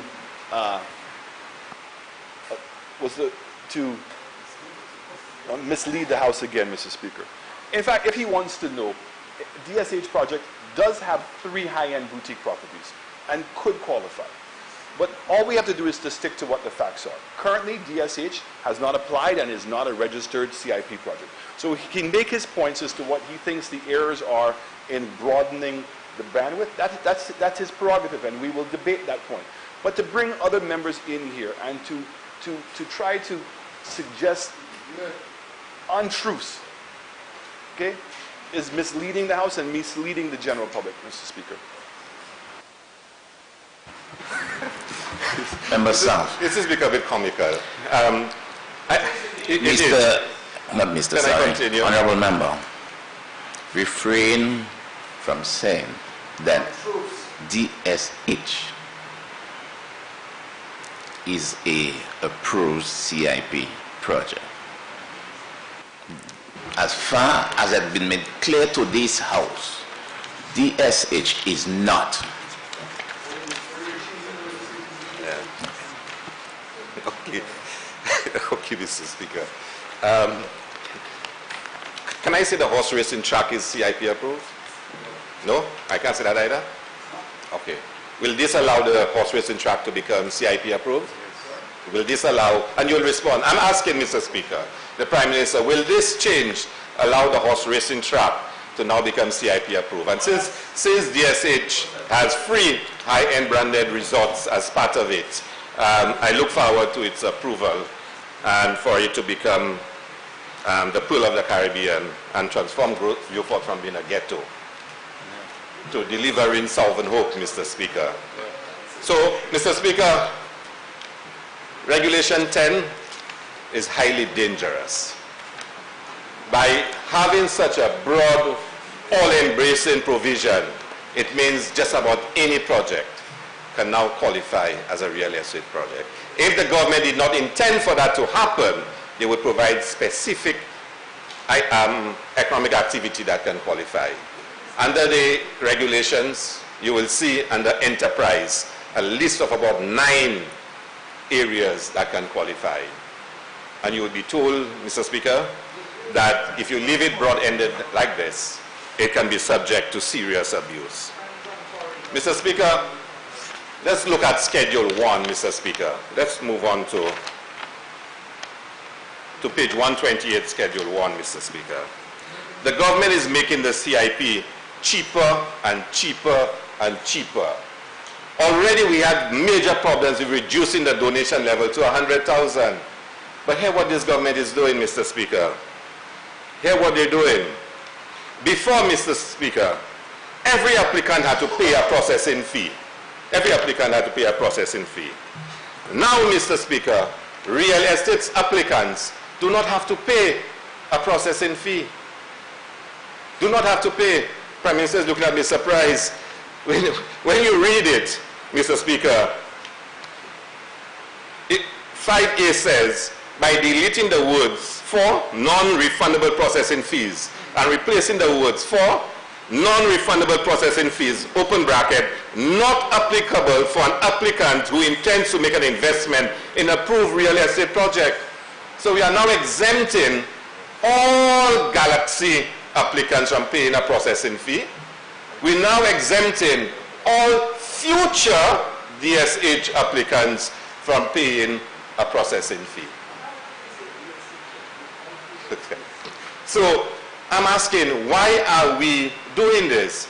But it gets even worse, Mr. Speaker. It gets worse. In the real estate option, Mr. Speaker, whereas government does not get the qualifying investment, the applicants are required to pay a fee to government. It's called administration fee. So you apply, you pay a processing fee, and then you pay an administration fee. Listen, the regulations that existed, Mr. Speaker. Honorable Member Catherine South, not wanting to stop your presentation, interrupt your presentation at all.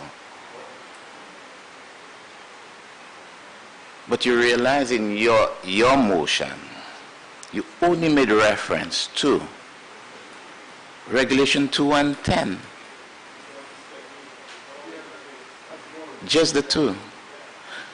Because the other regulations are not in any way subject to our debate.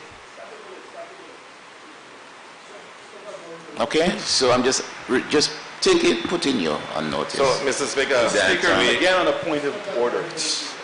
Again, a point of order on you, Mr. Speaker. The member is reading. See, this is the problem, Mr. Speaker. Mr. Prime Minister, let's... The problem is the member is reading Section 5, where it says Schedule 1 of the Principal Regulations is amended. And he says that in A, deleting the words for non-refundable processing fees and replacing the words for non-replaceable processing fees, not applicable for an applicant who intends to make an investment in approved real estate project. And he stopped at that point. The next section says, by deleting item 5, non-refundable administrative fees applicable for the approved real estate project or enterprise, and its contents is replaced as follows. Applicant applying for a loan, $50,000. Each qualifying dependent, $25,000. Each qualifying dependent, $35,000. Yes, so I am now saying to you that your motion does not deal with any order of the regulation, but just two. Regulations 2 and Regulations 10. Okay? So, but you've going beyond what? Quite on the contrary, Mr. Speaker. Quite on the contrary. Maybe if you had allowed me to finish, you would understand the point I was making, Mr. Speaker. And with all due respect, let me finish the point, Mr. Speaker. The negative resolution says to reinstate the 2. I have never asked to reinstate the fees. I was pointing out to the Honorable House the consequence of the changes that the government is making. I had never asked that they be reinstated. The government can decide whatever fees they want to charge. I don't support it, but Regulation 2 and 10, I think, should be reinstated for the sake of the integrity of the program. But you could charge whatever fees you want. That's a policy decision. So I didn't ask to reinstate the fees. I was just pointing out the changes that were being made in the regulations. But let me answer the Prime Minister, Mr. Speaker. The Prime Minister is still on a point of order. This is becoming almost comical. The Prime Minister is not even reading. He's not asking your question. Sorry? He stood on a point of order. You make your presentation. Yeah, he's wrong, Mr. Speaker. Make your presentation. I said the government remove the processing fee. It has removed it. The processing fee. Mr. Speaker, what the Prime Minister is referring to is the administration fee. And I am saying you remove before, and you want me to cite the regulations, I can go and find it and tell. Under the regulations, there was a standard processing fee under the Schedule 4. Every applicant paid the processing fee. Every applicant. Once you apply to the CIP, you have to pay the processing fee. Standard. That has been moved for real estate. Okay, Prime Minister. You have to cite it. So, Mr. Speaker, and you know, Mr. Speaker, if I am wrong, I'm prepared to you know, amend and accept that. Mr. Speaker, on Schedule 1.3.16 has a table that says non-refundable processing fee. Non-refundable processing fee. It's there. This says, Honorable Member, please make your presentation. This says to change the words and to add not applicable for an applicant who intends to make an investment in an approved real estate project. It means the non-refundable processing fee does not apply for people applying for real estate. Now, right. And that's where I'll show you how ridiculous it is what you're doing. You say you replace it with this. You're not replacing it. You are amending what exists. Because here what exists. Here what exists, Mr. Speaker. And that's why I want to show this government is doing things. It says on the original that you pay 50,000 US administration fee. This changes it to how much, Mr. Speaker? To 30,000. So whereas before the government of St. Lucia was making 50,000 US dollars fees, this changes it to 30,000. That's 30,000 is less than 50. So you remove the administration fee, the administration fee, the processing fee, and the administration fee is even decreased. It's even decreased. It was 50,000, Mr. Prime Minister. There it is. Can I make copies available for the Honorable House? It is now 45,000. It goes further, Mr. Speaker. Mr. Speaker, on a point of order again. It is in the statutory instrument. Nobody was trying to deceive anyone. Honourable Member. I agree with the member that the quantum of the fee has been changed. The name, instead of being an application, we're calling it an administrative fee. There's no additional fees. One replaces the other, and there was a reduction in the fee. We're all here to bid. Nobody's trying to hide that. It's right here in the SI, Mr. Speaker.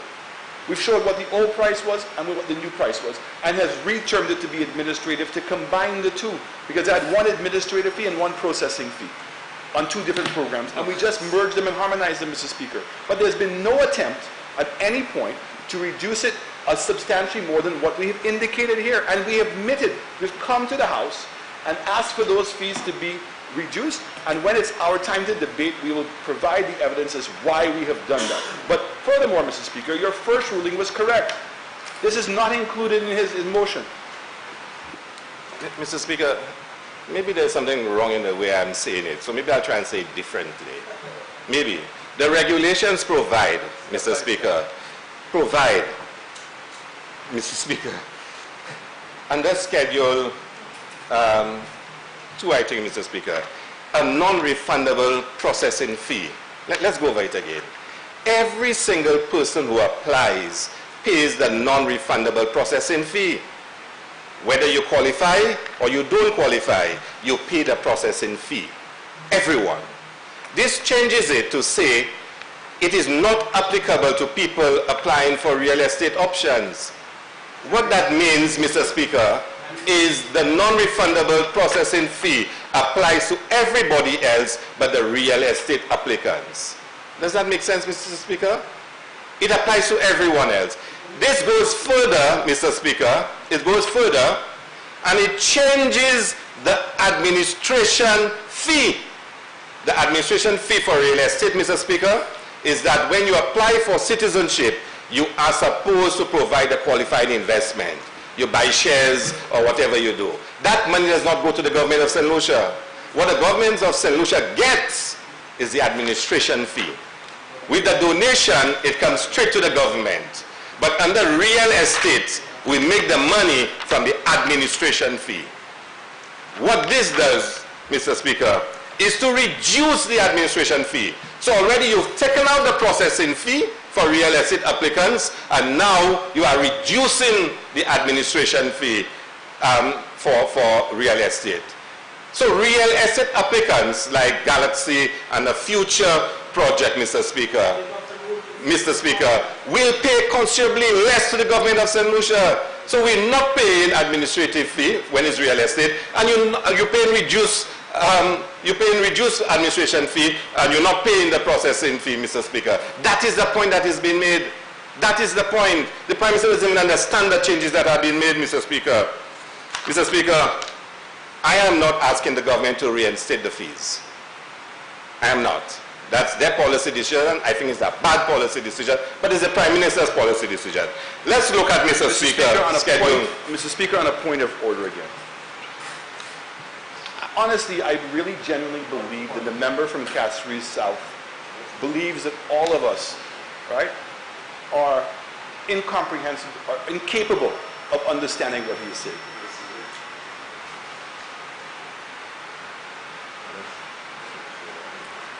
Mr. Speaker, all we have done is that there are two terms, administrative fee and application fee. In the case of real estate, if he looks at his own regulations, he will see that the application fee applied specifically to donations and to real estate. In the case of enterprises has both an application and administrative fee. All we have done is harmonize the application fee and the administrative fee into one. And what used to be $50,000 as the application fee plus the administrative fee is now $30,000. To suggest anything other than that, Mr. Speaker, is deliberately attempting to mislead this House and by virtue the public of this country. And while we may have a debate as to whether it makes sense to reduce the amount or not, that is subject to our interpretation. But the fact is the amount was reduced, and all that happened is 2 terms were merged together, but the fee has only come from $50,000 to $30,000. To suggest that all of a sudden the $50,000 that existed before under the application, okay, the application fee is zero, and therefore all the person now has to pay is the administrative fee, and therefore it was 50 and 30. That's wrong. There was never an administrative fee when you had to make an application under the real estate. There was no administrative fee. All there was an application fee. And all we've done is merge the application and administrative into one so that it's consistent on all the programs and laid out for everybody to see what the fees are. And yes, we have reduced the fees, and when it comes our term to respond, to rebut the members on the other side, we will clarify as to why the government went down that road. Mr. Speaker, the Prime Minister is reaching... Honorable member, just continue. No, I am continuing, Mr. Speaker. I am continuing. When a member stands up and says to you, all we did was harmonize the 2 fees. So we took 50 and we took 2, we harmonize it, and it's now 30. You harmonize it. You make 2 fees 1 fee, but it's 40% less. How do you harmonize? Honorable member. Yeah, I am making my contribution, Mr. Speaker. Therefore, this is not a point of order, but let's proceed, Mr. Speaker. But can I explain why there is a need to have the non-refundable processing fee separate? There is a reason. Because somebody might apply, you go through the entire administrative process with that person, and if they fail due diligence, you reject it. But you would have spent monies, administrative costs, to process that person. Mr. Speaker, and again on a point of order. If in fact now the member is coming with a different argument as to whether in fact the terms of either an application or processing fee... He said he's standing on a point of order, so you yield immediate point of order. So indicate. If in fact now the argument now is not about what the clarification is, but now whether in fact it's non-refundable, both fees are non-refundable. So that to go down that point is again attempting to mislead this House and the general public. Mr. Speaker, the Prime Minister is dead wrong. Both are not refundable. Honorable members, make a point, present your motion. I know you've been interrupted by points of orders, but make your presentation and let's continue. Mr. Speaker, I'm a very tolerant and respectful person in this House. I've been interrupted repeatedly with points that are not points of order, and you are now seeking to prevent me from responding to the outrageous points that have been made. At least allow me to clarify the points of interjection, Mr. Speaker. But Mr. Speaker, let's proceed. I am told, Mr. Speaker, that you take processing fee and administration fee and you harmonize it, but yes, it is reduced. The non-processing fee has a purpose. It is the administrative cost of processing an applicant. If that applicant fails due diligence, the application goes out of the window, but you've had your processing fee paid to you. If that person qualifies and that person is asked to make their qualifying investment, they also pay you the administration fee, and that is how government earns its revenue. The effect of that change, Mr. Speaker, is to reduce the income that the people of St. Lucia will get from the CIP for real estate. To reduce the income that the people of St. Lucia will get, and it makes it cheaper for those persons that have been given CIP approval for their real estate projects, namely Galaxy and a future project in the south, Mr. Speaker. I'm not allowed to mention the name anymore in this House, Mr. Speaker. Mr. Speaker, I also want you to read, Mr. Speaker, and I need clarification on this, Mr. Speaker. Amendment of Schedule 5. It says Schedule 5 of the principal regulations is amended by deleting Form 10 and replacing the following. Certainly on my regulations, I do not see, maybe there is, and I missed it, so I would like the House to provide me with a copy of the Form 10 that's been deleted, because certainly I could not find it online on the CIP website or in my own documents, Mr. Speaker. But Mr. Speaker, there's a simple point that's been made and why we're asking that the regulations be reinstated. Because, Mr. Speaker, the CIP has been decimated and vulgarized by this government, Mr. Speaker. The image of St. Lucia has been tainted by what's happening in the CIP, Mr. Speaker. And I say to you, Mr. Speaker, and I want to make the point here, and usually when we have debates here in this honorable house, documents come from the CIP unit quick, Mr. Speaker, in an attempt to counter me. There has to be an investigation in the operations of the unit. I'm saying it loud and clear. There has to be an investigation in the operations of the CIP unit. Has to be. Because, Mr. Speaker, somebody has to explain why is staff fired when they are insisting on proper due diligence at the CIP, Mr. Speaker. And I'm not going to mention staff members' name and the circumstances, what's not, Mr. Speaker. But the Prime Minister loves investigations, Mr. Speaker. What's the point of order, Mr. We're impugning the names of people who are not even here to defend themselves, Mr. Oh, Speaker. There's no names called as yet, Mr. Sorry? Prime. There's no names called here. I said I will not mention names. A narrow, there's how many people are working? I don't know you. A very narrow group of people, and questioning the integrity. If in fact that he has concerns about what's going on, there are mechanisms to do that. But to come to this house, Mr. Speaker, and impugn the ill reputation of people who are not here to defend themselves is wrong. No, Mr. Prime Minister, I disagree on this point here. The House here, Mr. Prime Minister, is the ideal place for us to question what happening in various bodies of the state, sir. You understand? So, yeah. Mr. Speaker, I will repeat it. I will repeat it. Somebody insisted on proper due diligence and the person was fired. I'll repeat it, Mr. Speaker. And the person that usually sends the notes from CIP can send a note to the contrary. But Mr. Speaker, there is presently over the next few days an upcoming audit. Honorable Leader of the Opposition. An upcoming audit by the Caribbean Financial Action Task Force. And I sat in here in a briefing in this chamber on that upcoming audit. And I can say to you, Mr. Speaker, the actions of this government in relation to the CIP has put St. Lucia at the center of scrutiny because of the actions of this government in relation to the CIP.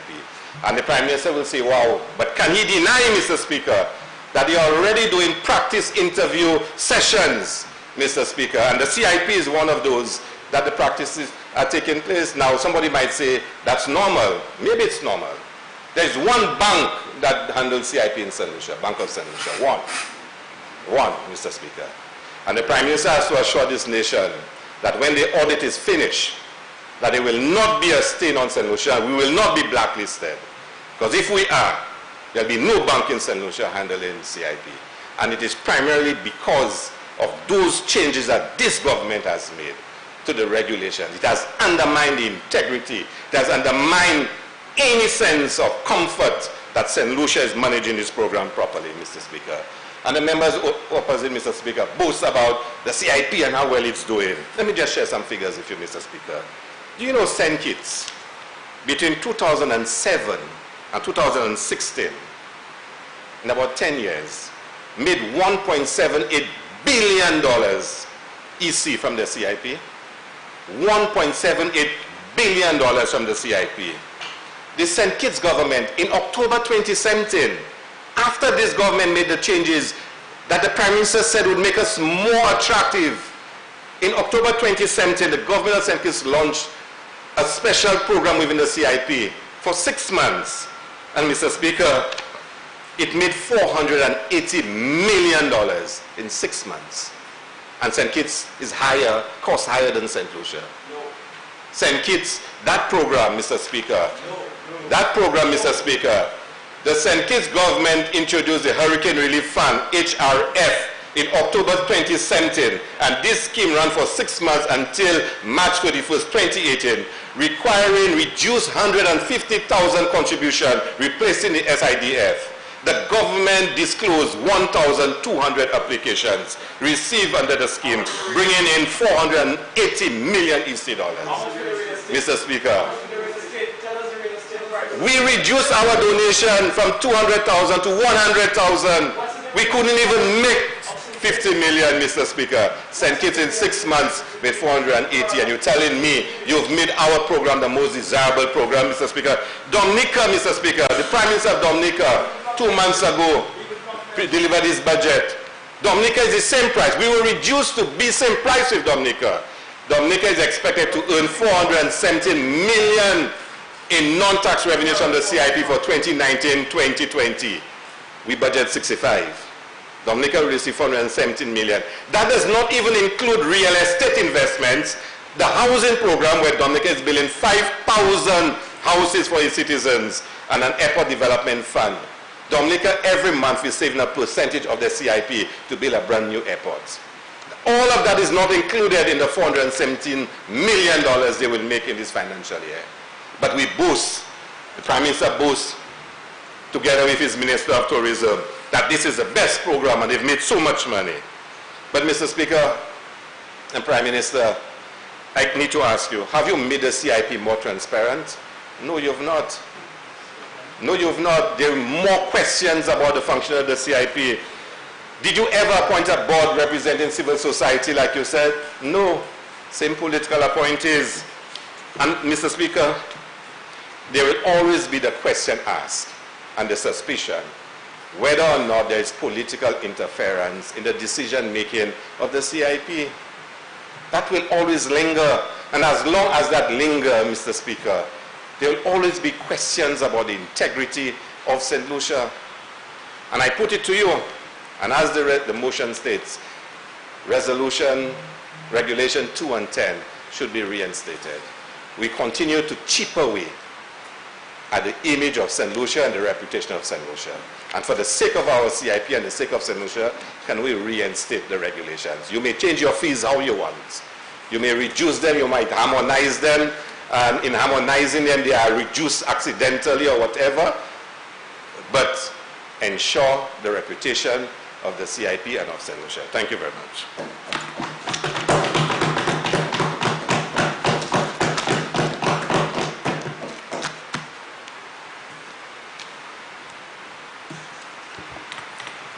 Honourable members, the question is that Parliament, by negative resolution, approve that Regulation 2 and Regulation 10 provided by Statutory Instrument 2015 number 89 be hereby reinstated.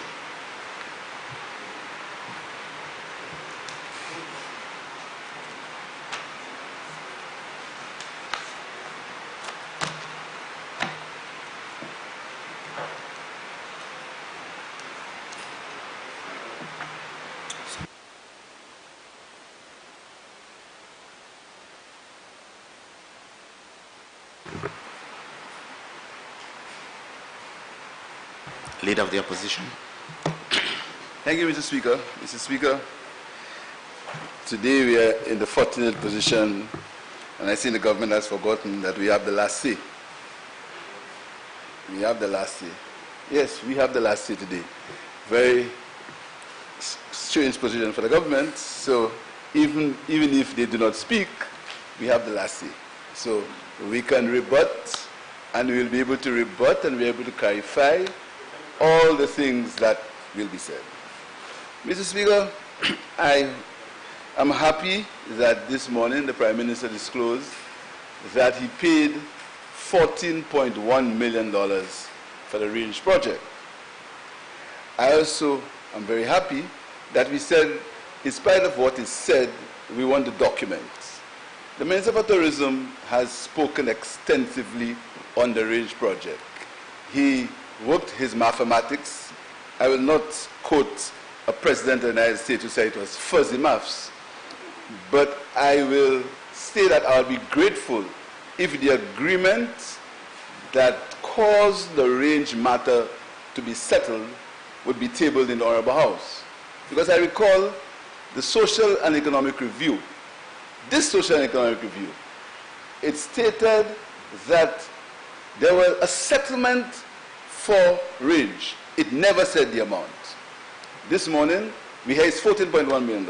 I'll be grateful if the agreement, in the interest of transparency, in the interest of the good name of the CIP program, if the agreement is made a document to the House so we can see exactly how much money that the people of St. Lucia, that the people of St. Lucia paid to the range developers for the aborted range program or the aborted range hotel, and for a hotel that has been started in Grenada with the same developer on the same program.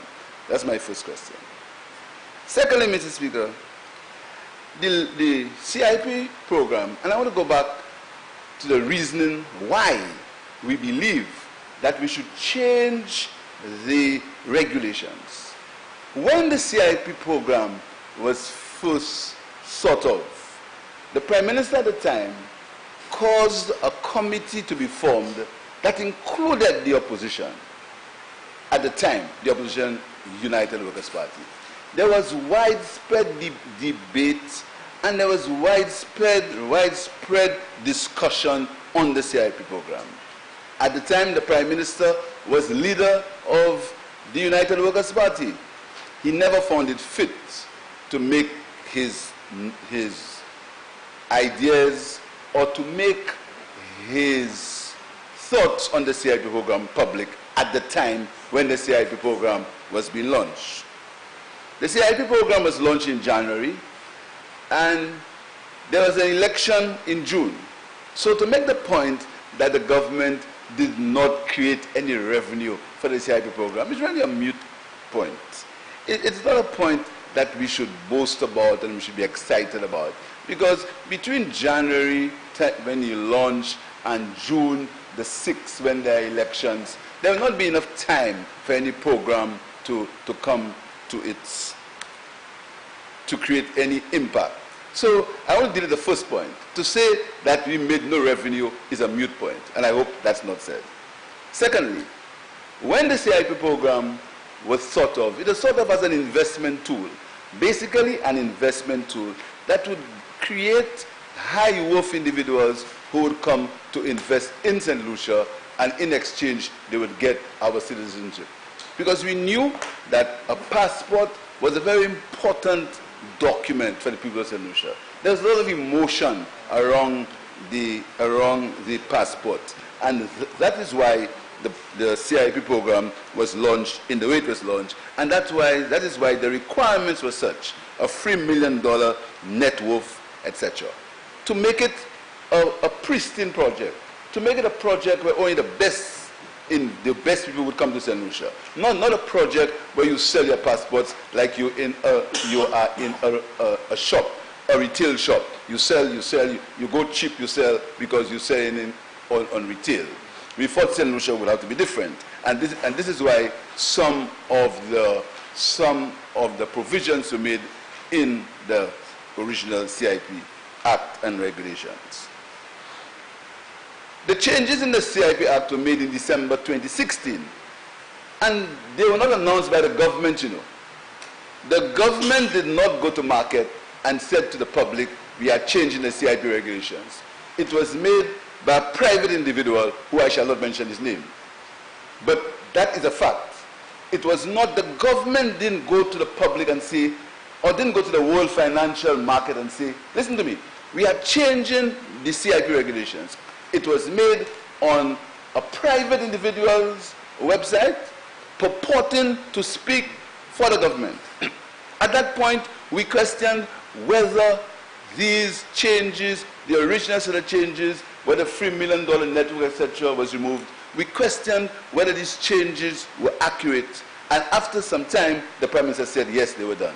But the point is, it was not the government that came to the world financial market, and say, listen, we are changing the regulations. And this is why we are insisting that the changes that we are asking today are because of the government's missteps in the beginning. In February 2016, Mr. Speaker, the IMF, in their report, lauded the CIP program in St. Lucia. And I want to quote what the director said in February 2016. In February 2016, directors took note of the newly launched Citizenship by Investment program. They welcomed the emphasis on transparency, in the governing legislation, noting that the highest integrity standards could help prevent abuses of the program. And I continue from the IMF report. The cap on applicants and additional transparency regulations passed by the authorities may help contain this risk. Among these transparency provisions, the CIP unit will have to report annually to Parliament on the activities of the program, including on the number of applications, approvals, rejections, as well as detailed information on the successful applicants. The new CIP warrants a prudent approach.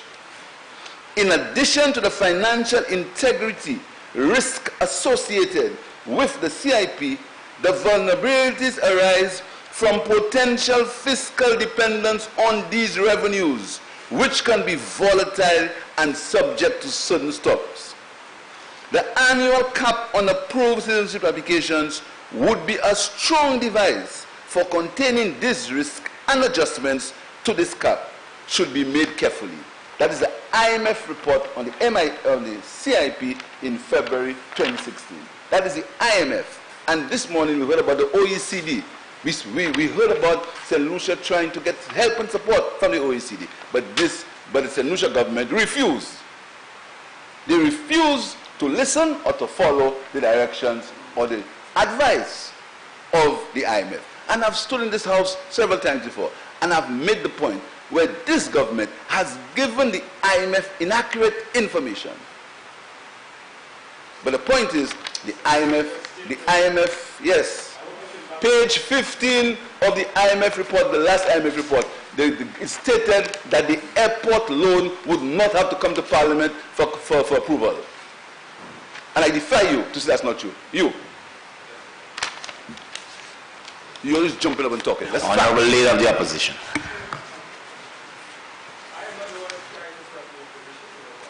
So, Mr. Speaker, that is the word of the IMF, the International Monetary Fund. Mr. Speaker, and I want to continue the point. That is the reason why these adjustments have to be made, because this government, from the beginning, this government has tried to sully the name of the CIP in an attempt for cheap political mileage. I come, Mr. Speaker, to a letter of December 16, 2015, by the leader of the United Workers' Party, where he wrote the Chamber of Commerce. And he said to them, among other things, and I will read it. I can make a document in the house if you so desire, but I will read the last part of that letter. Here's what the leader of the United Workers' Party said about the CIP. And that is where the tarnishing began. From December 2015, we were not speaking about the country. We were doing raw politics just to gain political advantage, because elections had to come in the next year. Here's what the letter said. First, there should be an independent and autonomous board, representative of civil society, to oversee the program. Board members' independence and the board's autonomy must be supported by legislation.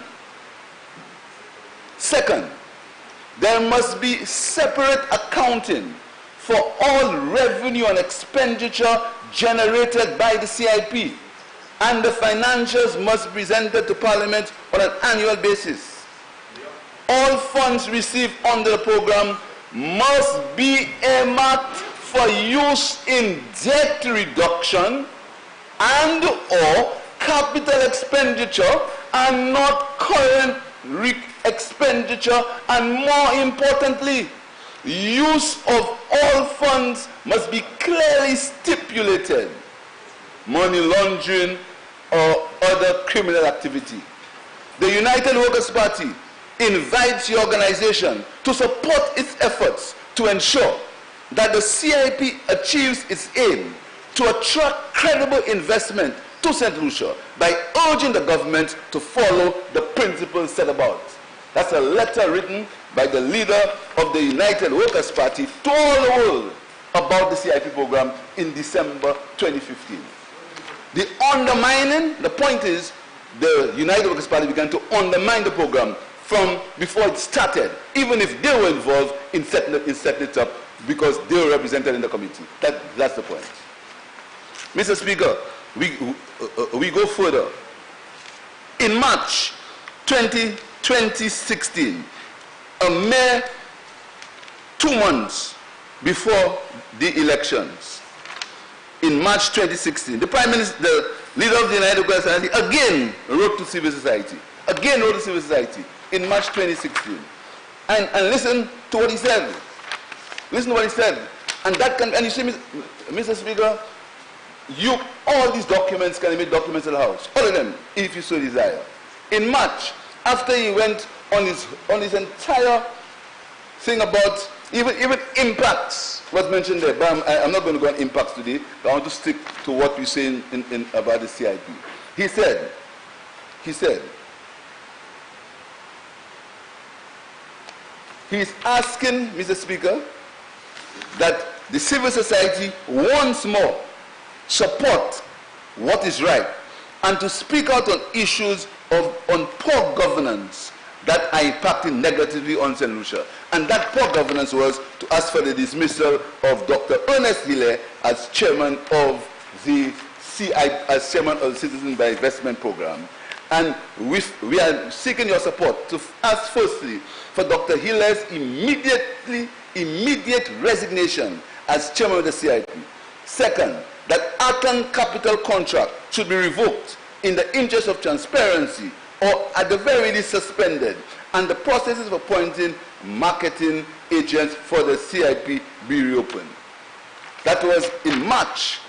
The program started in January. So when you speak about we didn't collect a cent for the CIP, I want to give you further. In April 2016, again, before the CIP had time, the leader of the United Workers' Party, speaking to NBC News, he said, forever, the CIP program is going to be affiliated to politicians. In April, speaking to NBC News, that these were the statements of the then leader of the United Workers' Party, undermining the CIP all the time for political purposes, undermining it for political purposes because an election was near. And the same government accuses people of playing politics. The same government forgets that they were in opposition. And what they did, retribution, karma, it comes right back, Mr. Speaker, right back. Because it's okay to accuse people when you have power. It's okay to say whatever you want. But the history books will show and will reflect the truth. And the truth is why this government had to adjust the CIP, because they had laid the roots of mistrust, they had laid the roots of improper motives by their own utterances when they were in opposition, both in public and in private, both at public meetings and in the written word. And any time you mention this, they tell you, bring the proof. Mr. Speaker, if there's one thing I know the history of this country. I've been around to understand the history, and that's why I advise young people when they speak and write to know the history of what they speak of and what they write of, and to not look at it only as pictures on Instagram. Mr. Speaker, I go further. In December the 6th, 2016, the leader of the United Workers' Party again, we want the government to reconstitute the board. The commission must be independent, autonomous of the government. This government has been in power for 3 years, and up to this day, the board has not been made autonomous. There has been no separate commission for the board, and the board has continued to be appointed by politicians, or by not politicians, by the government. And I'm not going to impute any improper motives on members of the board. No improper motives. Absolutely. It is not my style to impute improper motives on civil servants, on board members. I did politicians, not civil servants and board members. I don't get involved in that. I did straight politicians who deal with me. Mr. Speaker, further, in the So the reason why this government had to bring the CIP to where they brought it, because of their own actions. They did not allow the CIP to mature. They did not even allow it to start. They began to attack it from before it even started, even if they were involved in the setting up of the CIP legislation. Mr. Speaker, further, just as the Range Project, I want to bring to your attention a document, 2017-2018 annual report, and listen to what it says. Approve real estate project for the fiscal year 2017-2018. Honeymoon. Honorable Leader of the Opposition, yes, identify the report, please. No. You just said annual report 2017-2018. CIP, St. Lucia, 2017-2018 annual report. Prudently opening our island to world prosperity. That's the report. And I quote on the report, Mr. Speaker, from page 12. Approve real estate project for the fiscal year 2017-2018. Approve real estate project. Honeymoon Beach Resort. Gross domestic cost $343.8 million. The Honeymoon Beach Resort was approved as a real estate project via Cabinet Conclusion number 681 of September 4th, 2016 under the Citizenship by Investment Program. The resort will be built on one of the most prominent development parcels of land on the island with 209 acres fronting almost 2 miles of the Atlantic Ocean and Savannah Bay. The development, which is situated on the east coast of St. Lucia, will consist of 2 properties from the A&M resorts. Not A&M, sorry. I forget A&M, sorry, I thought A&M, sorry. From AM Resorts, not A&M. A&M is a different story. From AM Resorts, collection of luxury beach destinations, each with its own unique attributes and both raising all-inclusive properties to a new level of luxury. That was supposed to be a product of the CIP program. I'd like to find out where is it now. So, Mr. Speaker, and in the same financial statements, and when the Prime Minister made the point that all the monies had been accounted for in the estimates, in the same financial statements, in the same report, on page 5, it says, Citizenship by Investment Unit, and I expect that to be the same unit that runs the CIP program. Statement of financial position as at March 31st, 2018, expressed in Eastern Caribbean dollars.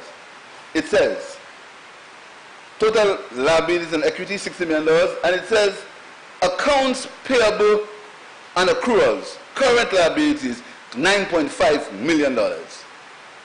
In the interest of accounting, I'd like to find out whether that has been paid and whether it had been settled in the reports that the Prime Minister gave, how the CIP money had been spent. Whether these $9.5 million of accounts payable had been settled. Just want to find out for the interest for my interest, Mr. Speaker. So, Mr. Speaker, you see, and there are several examples, and I have several examples of the Prime Minister, the now Prime Minister, and members of the United Workers' Party making all sorts of statements about the CIP. Even a member from Mico South, all sorts. History is repeated with these examples. So the reason, all in an attempt to castigate the now member for Kashui South and the then Prime Minister, all in a sudden. Why you take my picture, Chief? Why are you doing that? Honorable member for Denver South. What kind of behavior is that? What kind of behavior is that? We are not to do that. Minister, you need to take the phone and delete it. The same way they try and tap my phone. Delete it. No, delete it. They try and tap my phone. So why can't? Now, he must delete it.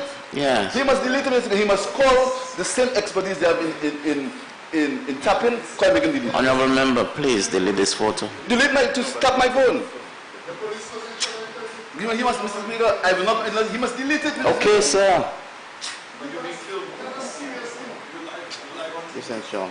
Just ensure that this is done.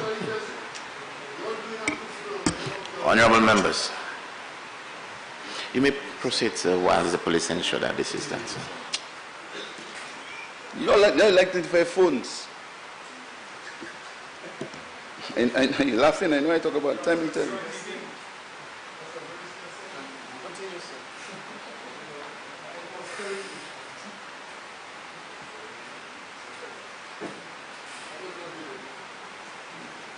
You see?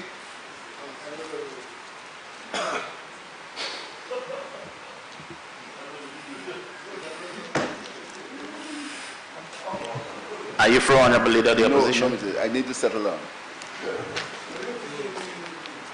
I know what I'm talking about. One thing in my eyes stupid, you know. You might think so, I'm not.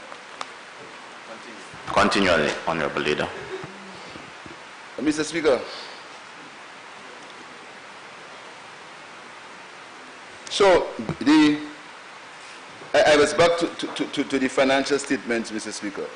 I was back to the financial statements of the citizens by investment units. I was back to the financial statements. Mr. Speaker, so we would like to find out why, if the $9.5 million of liabilities have been settled, if they have been settled, I'd like to find out where would they settle in the report of the Prime Minister. Mr. Speaker, I want to tell you that I'm fully in favor of the motion, so that the motion that reads that Regulation 2 and Regulation 10 be returned to its original situation. Because the only reason why this government had to mingle with the CIP is out of their own behavior, out of their own actions, out of their own lust for power when in opposition, after their own refusal to stand and say, we made a mistake, out of the excuses and the blame game that they play all the time. Instead of defending themselves, blame the opposition. Blame the opposition instead of defending themselves. They made a promise to the people of St. Lucia for change. The people gave them this change. But at this point, everything, if the sun shines, is the opposition. If the sun doesn't shine, is the opposition. This government takes absolutely no responsibility for their actions. And the only reason why they had to make these changes is because they had bastardized and they had abused the program. So now they were forced to try to make it the simplest and the most cheapest program, so that they could make some money, not for what they said originally, not for debt reduction and capital expenditure, but for recurrent expenditure, because of the economic policies that they have pursued, which we warned them did not make sense. They continued. That is why they've had to make the CIP program what it is today, so that they may get some revenue to deal with the matters of state, Mr. Speaker. So, Mr. Speaker, I support the member for Cashew South motion. I thank you.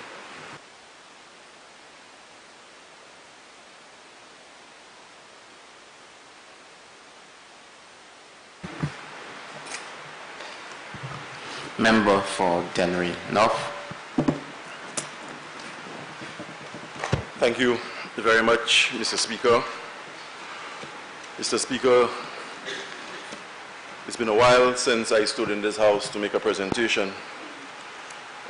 During that time, quite a few things have happened on the national front and regionally, and I will crave your indulgence to add my voice to that of the Prime Minister's when this morning he expressed condolences to the people of the Bahamas at the passage of Hurricane Dorian. On the domestic front, Mr. Speaker, the sports fraternity was saddened by the death of Dhanraj Shaz Sipal, a young man whom I knew very well, Mr. Speaker, and I would have intimated on social media that my son was in the national youth cricket setup together with him. And so when news broke of his passing, As a former national cricketer and as a parent, I was extremely saddened, and I understood, Mr. Speaker, the level of pain and discomfort that tragedy brought for his family. And so I want to take the opportunity to express my personal condolences to the family and the collective condolences of the people of Denry North. Mr. Speaker, I rise from the privileged position of parliamentary representative for Denry North to not just add my voice to the debate on the motion presented by my friend, colleague, and member for Castries South, but instead, Mr. Speaker, to give my unequivocal support to the member on that motion, and for mustering the courage to take the motion to the Parliament to cause a frank debate, Mr. Speaker, in relation to the CIP and its implications for our country. But Mr. Speaker, before I proceed, I think I need to once again, with your permission, place on the parliamentary record my gratitude to the people of Oleon, La Pelle, Richmond, Denier Riviere, Despines, Larissos, Belmont, Gadet, Grand Riviere, and Grand Ravine for allowing me to be their collective voice on matters of national importance in and out of the Parliament. Mr. Speaker, it is a responsibility that I take very, very seriously. And it would be remiss of me today to just sit here and allow the CIP debate to go on without making a contribution. Mr. Speaker, during the 1980s leading to the new millennium, St. Lucia's economy was rather strong, as were most of the economies in the Eastern Caribbean, Barbados and the Windward Islands in particular. The banana revenue was substantial. There was a constant inflow of money. The tourism industry was beginning to serve as a woody complement to the banana industry. And we had very reliable friends, Mr. Speaker, as a country, who made aid available to governments to roll out programs for the benefit of St. Lucians. But Mr. Speaker, along the way and in very quick time, there were some events on the world stage that had very dire consequences for the economies of the Caribbean, St. Lucia not being an exception. And this was coupled or complemented by some decisions on the domestic front, which worsened the economies of some Caribbean islands, St. Lucia included. We had the 9/11 fiasco. We had a global economic recession. We had trading arrangements that affected us, where we lost preferential treatment for our bananas, and so on.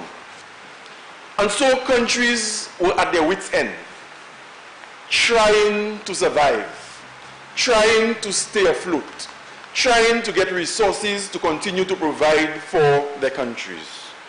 And Mr. Speaker, non-traditional ways had to be resorted to provide that buffer, to make the resources available so that programs could have been rolled out in the different communities. Hence, the Citizenship by Investment Program, or what we know as the CIP. The CIP, Mr. Speaker, c'est un programme que yon des pays Caraïbes là décidé de pas tenir l'argent pour faire bail pays yo ou bail moun yo.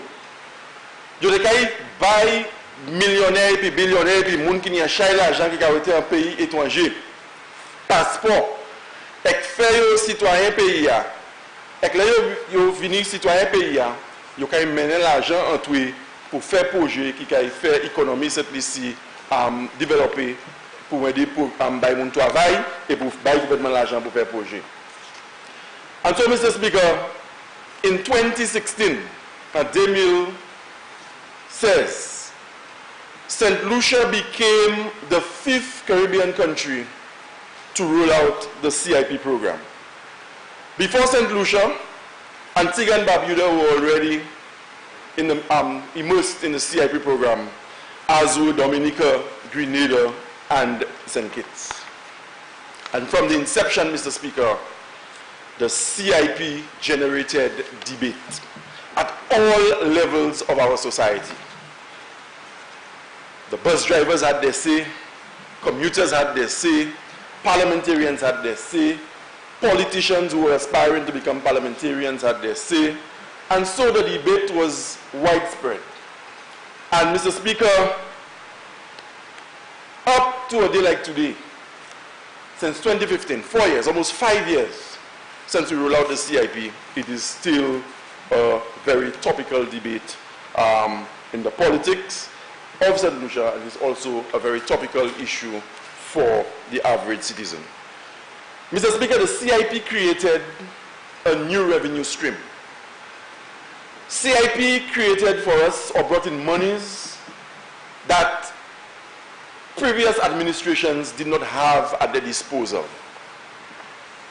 The member of Vivote South, when he served as Prime Minister, he did not enjoy the proceeds of the CIP in terms of programming for this country. The member for Castries North, when he served as Prime Minister, would have been happy to work with the proceeds of the CIP. But Mr. Speaker, we've heard in this House today that the CIP has netted in excess or close to $100 million in the form of revenue for this country.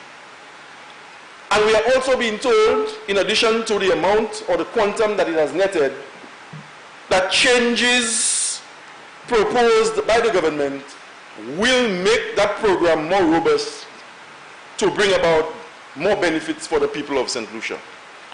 Mr. Speaker, with the revenue that we've received from the CIP, is that causing the average citizen to be less irate than he ought to be when we see pictures or photographs of patients lying on the floors of our hospitals at the same time that a horse racing track is under construction? And I heard the Prime Minister saying earlier on that the horse racing track is not a CIP project. But Mr. Speaker, that is not the point. The point is, how do you address that in the psyche of the average citizen?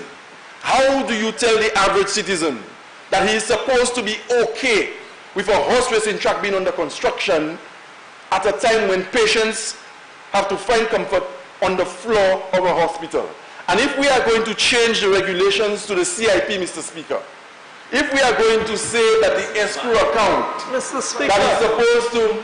Mr. Speaker, on a point of order, the debate going on there is on the adjustments and the resolution by the member. I am failing to even make a linkage between a private developer executing a project and a hospital. Where does that fit into the equation? The member is going down a road of misleading the country into believing that there is a relationship between the DSH project and the hospital and CIP, when it has been well established that DSH is not a CIP project.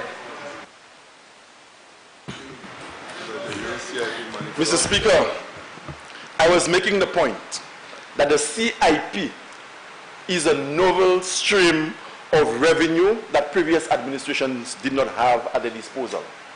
And I'm saying, in addition to the amounts that were quoted by the Prime Minister, he quoted the amounts, and changes to the existing or the original regulations have been proposed.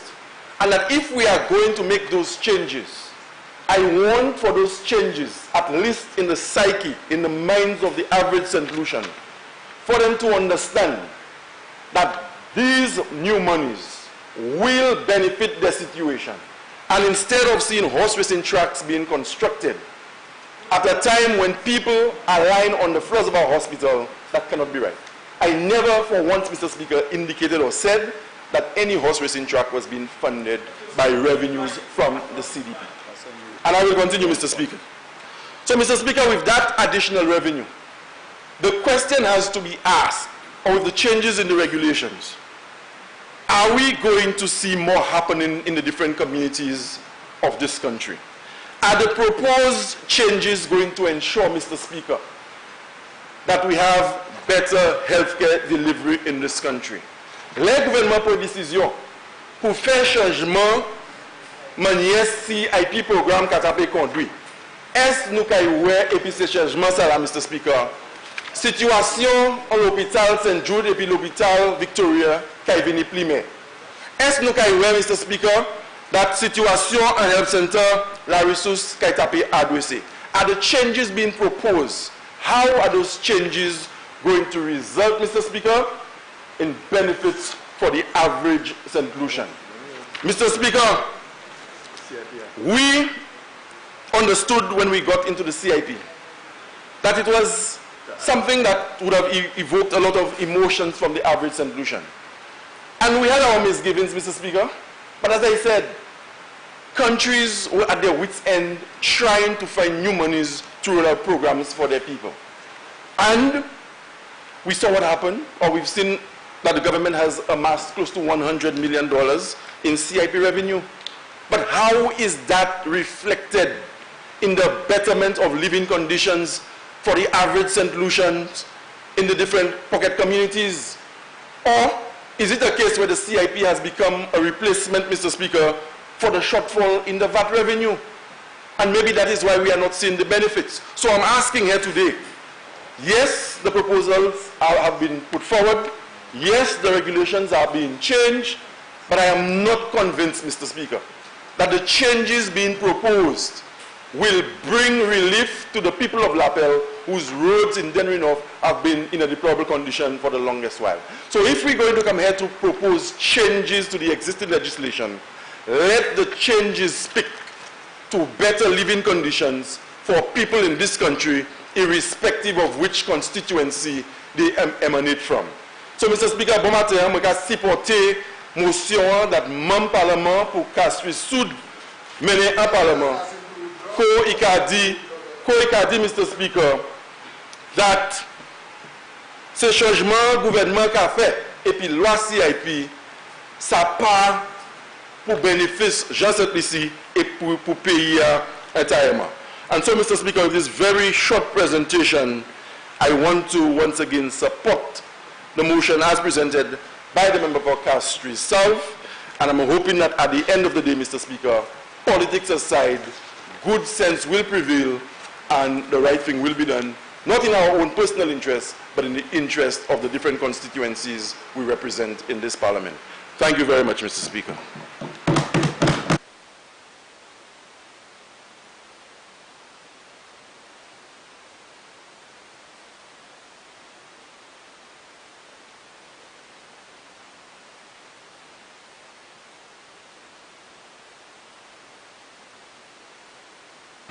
Honorable members, it's now 1:05.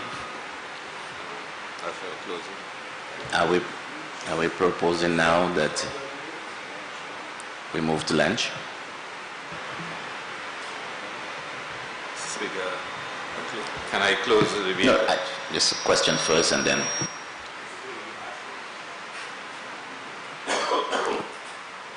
Honorable Member for Ansler. Are you making a point on the submission, the statement I've just asked, or are you proceeding to debate? I was making a statement on the question that you asked about lunch, which is what you wanted, right?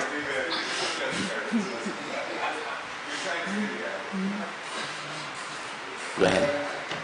Yes, Mr. Speaker, I'd like to move a motion that we proceed to lunch, as you have suggested. Thank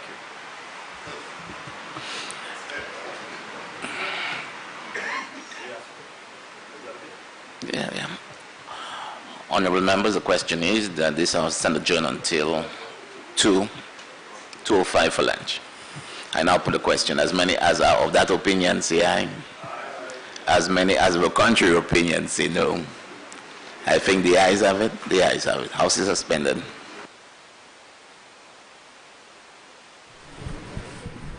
And there you have had it, the morning session for this sitting of Parliament. This morning we heard the Prime Minister, the Honorable Alan Shastney, give an update on the situation in Bahamas. We heard the Honorable Member for Castries South put the question to which the House has been debating, as well as the motion by the Honorable Member for Castries South to approve that Regulations 2 and Regulation 10 provided by Statutory Instrument 2015 and number 89 be hereby reinstated. The House has been suspended for lunch and will resume at 2 p.m. We thank you so much for staying tuned with us at the National Television Network. Please be sure to join us again at 2 p.m.